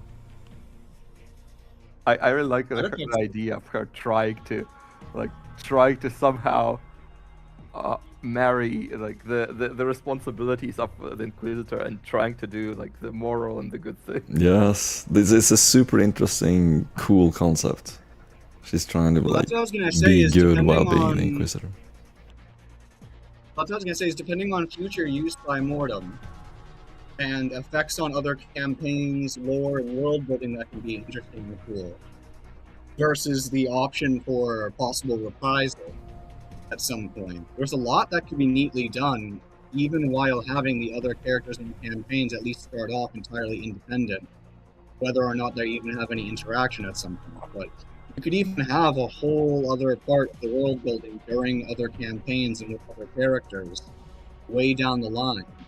We'll find out whether or not, let's say, Arlene went very, very dark and entirely ended up going more immoral, or if she ended up sacrificing everything to try and stick to her principles, perhaps. And discuss how that maybe might have affected Askellon in the background during the war. It's pretty neat to me as an idea. That would be cool. I'm wondering like if Morrigan gets corrupted by chaos, Morrigan's not being corrupted how by bad chaos. does her solitude go? So she's not being She corrupted has by her chaos. own. She's willing to do what others won't to save the Imperium. With Neil, it's sort of, he first came in very, reluctantly, didn't know what the hell was going on or why he got taken here. He proved capability, but ended up accidentally finding something that no single human could deal with, that wrecked his world and the ship he used to live on. Thought that he was entirely done, and gets dropped off here. There's some very, very specific idea of the Emperor's truth and a puritanical idea of the holy human form, and then ends up bonding unexpectedly with psychers and SWATs and mutants and everything, and now just being basically for any humanity at all. And seeing the Inquisition as, while sure, not good, but definitely extremely powerful, and if anyone's going to get anything done and have an effect on things, it's probably in here. I mean, one of the ideas I had in the first place was, even though Neil is supposed to be extremely being void-born from the ship, the name Kudu would just be taking words from Scottish Gaelic, pounding them, so it means dark dog or black dog or something. The idea of an investigator who's tracking and sniffing something out, whether or not it's good for them.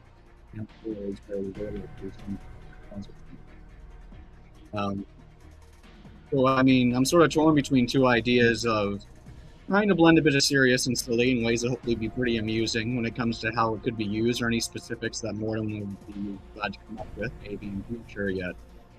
For Neil, I want to be able to make a lot more use of him again at some point, but I have the idea of him trying to sabotage people, go after Morrigan, but eventually the idea of, I don't know, him being known, while to people who know him in this campaign is Neil, to other people in reference by the Inquisitor who picked him out as just Voodoo repeatedly. And that Inquisitor saying that he picked him out specifically because he saw something in him and he wants to make Neil, whether or not Neil wants it, whether or not it's happy, even if it involves horribly torturing Neil, into basically his black dog, so to speak. Sniff out and basically lash out, bite, attack who and what is said. Even though he tries to have that jovial attitude and sarcastic tone to him, that he either keeps his ability that he's good at, because he's very peak human, and or he somehow improves, but he's going to possibly get very scarred and go very dark, and maybe sort of be one of those people who really, really has good ideals and good principles and a high capability, but more and more it's sort of accidentally blended with blatantly a sort of slightly cartoonish villain of some sort. I think maybe depending on timeline, him getting cryogenically frozen, whether or not he wanted to, I suppose, and being deemed to be sort of special agent for seeking out possible traitors in the Inquisition in some way would be a pretty neat thing to pull him for. Defrost him whenever you need the dishwasher fixed. Yeah, it's sort of. Oh, by the way, actually, really excelling in useful regular humans are pretty hard to come by, and I know that I brought you on after that kerfuffle on your ship and you find the Lex, and then you helped that warband you got to know and all of that, and I know you still have apparently independent thinking and ideas. I think you could do a lot of things, so why don't you come over here, shove them in the freezer? Sort of, wait, what? Remember that, Krieger? We have programs we're trying to keep humans who are useful. Right, calm down, it's safe, I swear.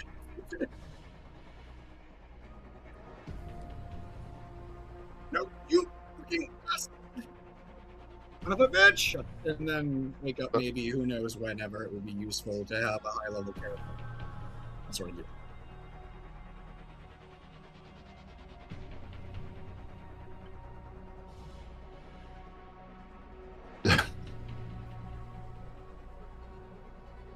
Yeah, definitely this sort of used very effectively, gets some stuff done, tries to do right by Morrigan, gets caught doing something maybe, and it's sort of, we're still going to keep you around because you're useful, but we're not going to do it the way you want it to be done.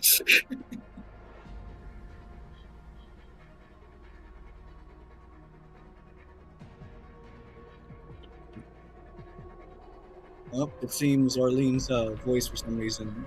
Taylor's voice No, might have got I'm typing to let people. Oh, I can. I'm just it's sometimes my Discord cuts off, and I'm not sure at what point I may be repeating some things or not saying them. Yeah, Morrigan may or may not get corrupted. Neil may or may not get forced to go more and more from a sort of morally gray and very capable individual to just some sort of scalpel or instrument for the Inquisition. Jason is going to have a lot of siblings, but he is going to have too much drip to bother with. Apparently, in his own words, possibly. If he would come back, I don't know. In whatever way this can be useful or just fun to be used, especially in the background, referencing a Kuju who seems to be blending in with warbands and then taking Irene, who's building loads of influence, but seems to be a very uncertain path that could be very consequential. Morrigan being in hiding and unknown where she went, and if the Inquisition covered it up deliberately. All very fun and useful things, hopefully, especially when having an entire other independent characters already going on their own for the actual you're gone. campaign. Your mic is acting up. Sorry, shit.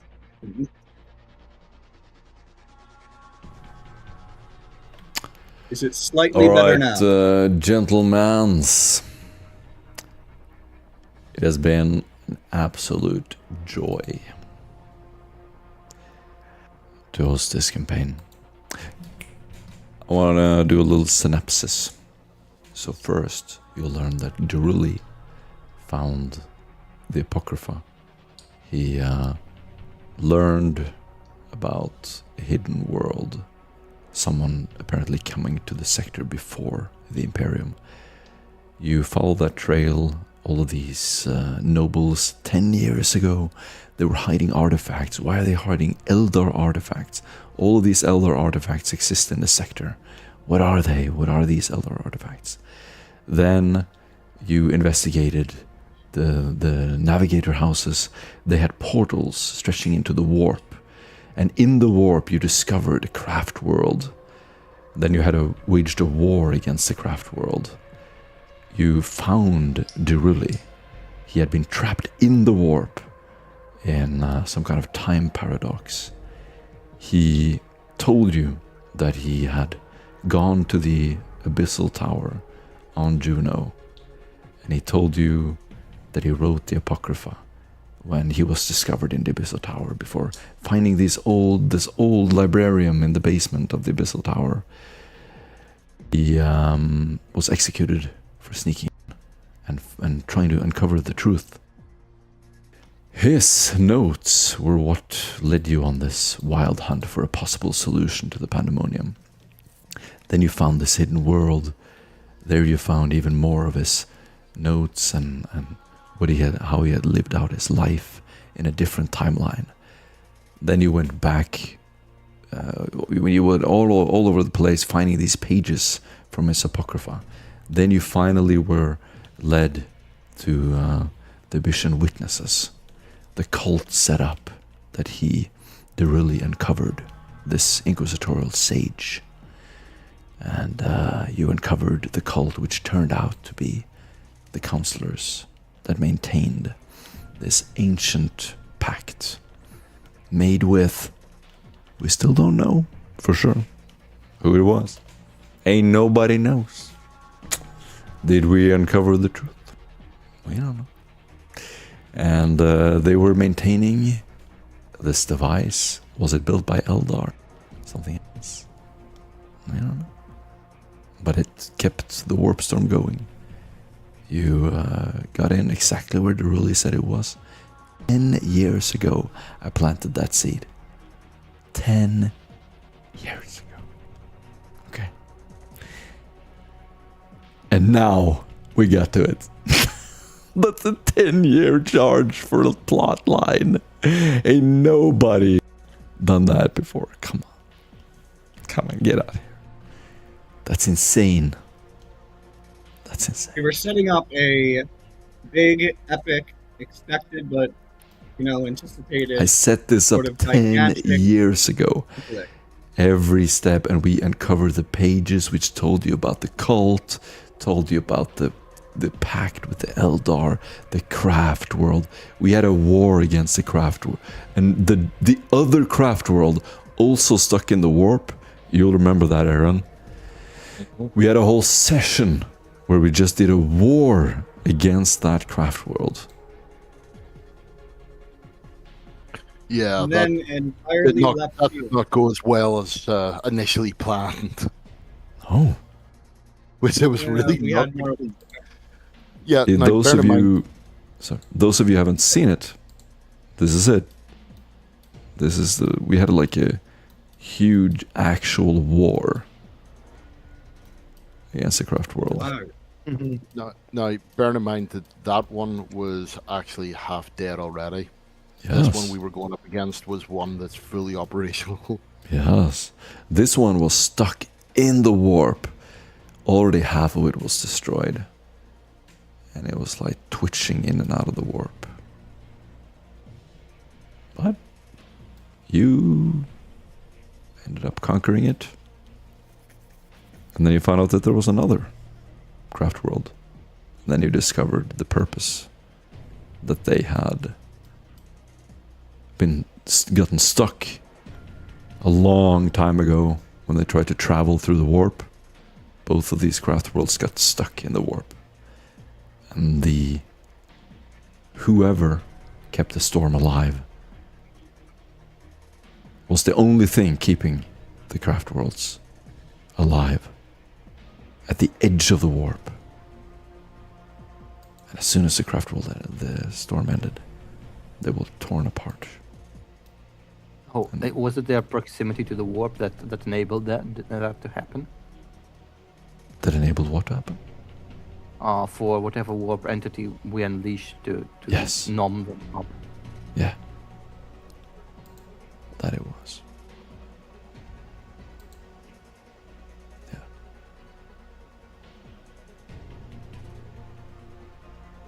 It's really cool being a part of this story. Thank you. Even It's if I cool. missed most of it. Yeah, it's cool to have you here. Have you be a part of it. And well, how about you traveling? You're free to travel out of the sector for the first time. Maybe you set up an empire somewhere. Maybe you become legends. No one really knows what you did. They just know that you saved the sector and you ended a whole warp storm. There are not many people that can be said to have stopped a warp storm.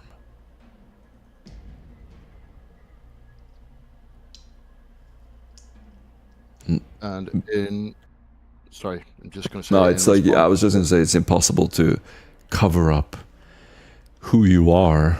You would have to kill every person on Juno. You paraded through the streets and became very well known. And so, it is what People it might is. know of her, but they don't know where she is or where she's from. Morgan could still disappear into the shadows on some world, of course. But there would be a legend about this lady. For her to vanish out of thin air, she had to be somewhere first, I suppose, is one way to look at it. I would imagine the Inquisition would put her as dead. Some heroic death. And then poor Neil, thinking he's going to use his position in the Inquisition to help his family, sabotage anybody who goes after not his family, sorry, to help humanity, sabotage anyone who goes after Morgan. Then it turns out you need to get the name again of the Inquisitor that this warband worked under. So basically just him. Oh, I have entire other plans for you and a few other people. Wait, what? Freezer time! No! Well, I mean, the reason that Morgan would have actually disappeared is because that's exactly what she would have actually thought would happen.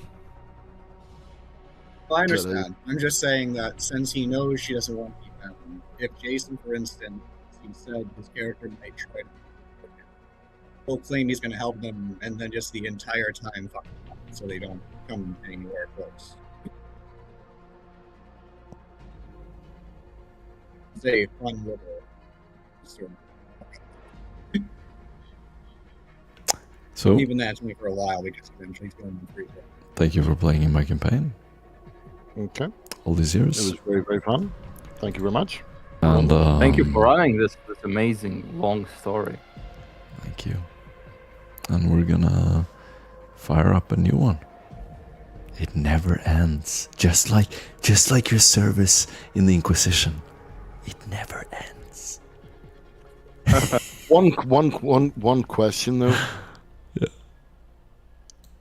Did the Cardinal make it? He survived.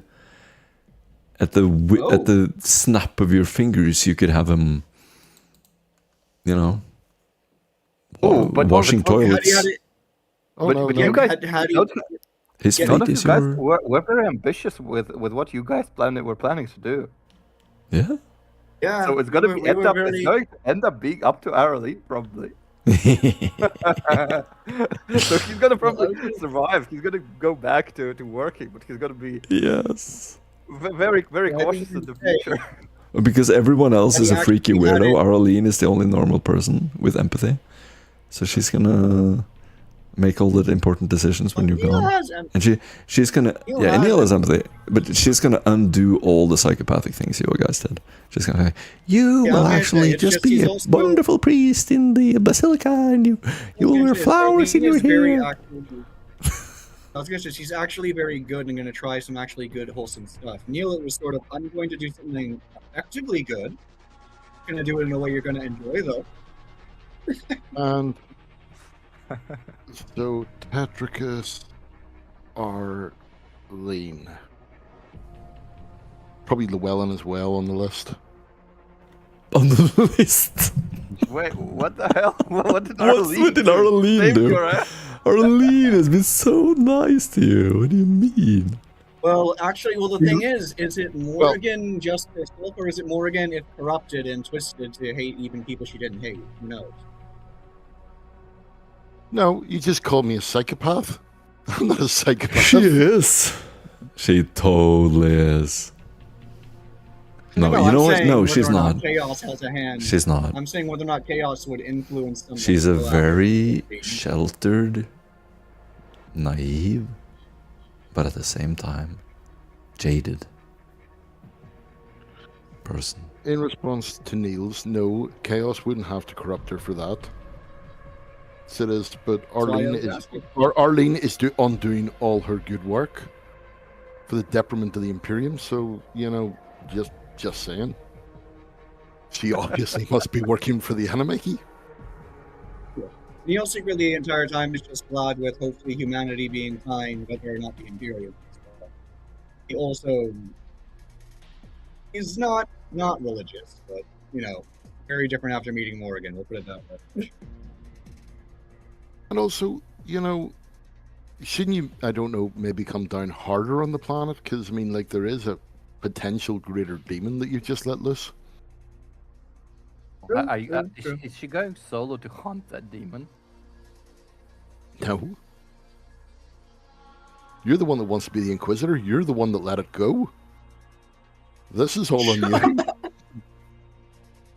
I didn't pull it. It was... hold on. What tablet did I pull? You just ensured that hopefully we'd do whatever we were going to do, admitted. Oh, right. Erlen was the one that went working with the tablets. You were also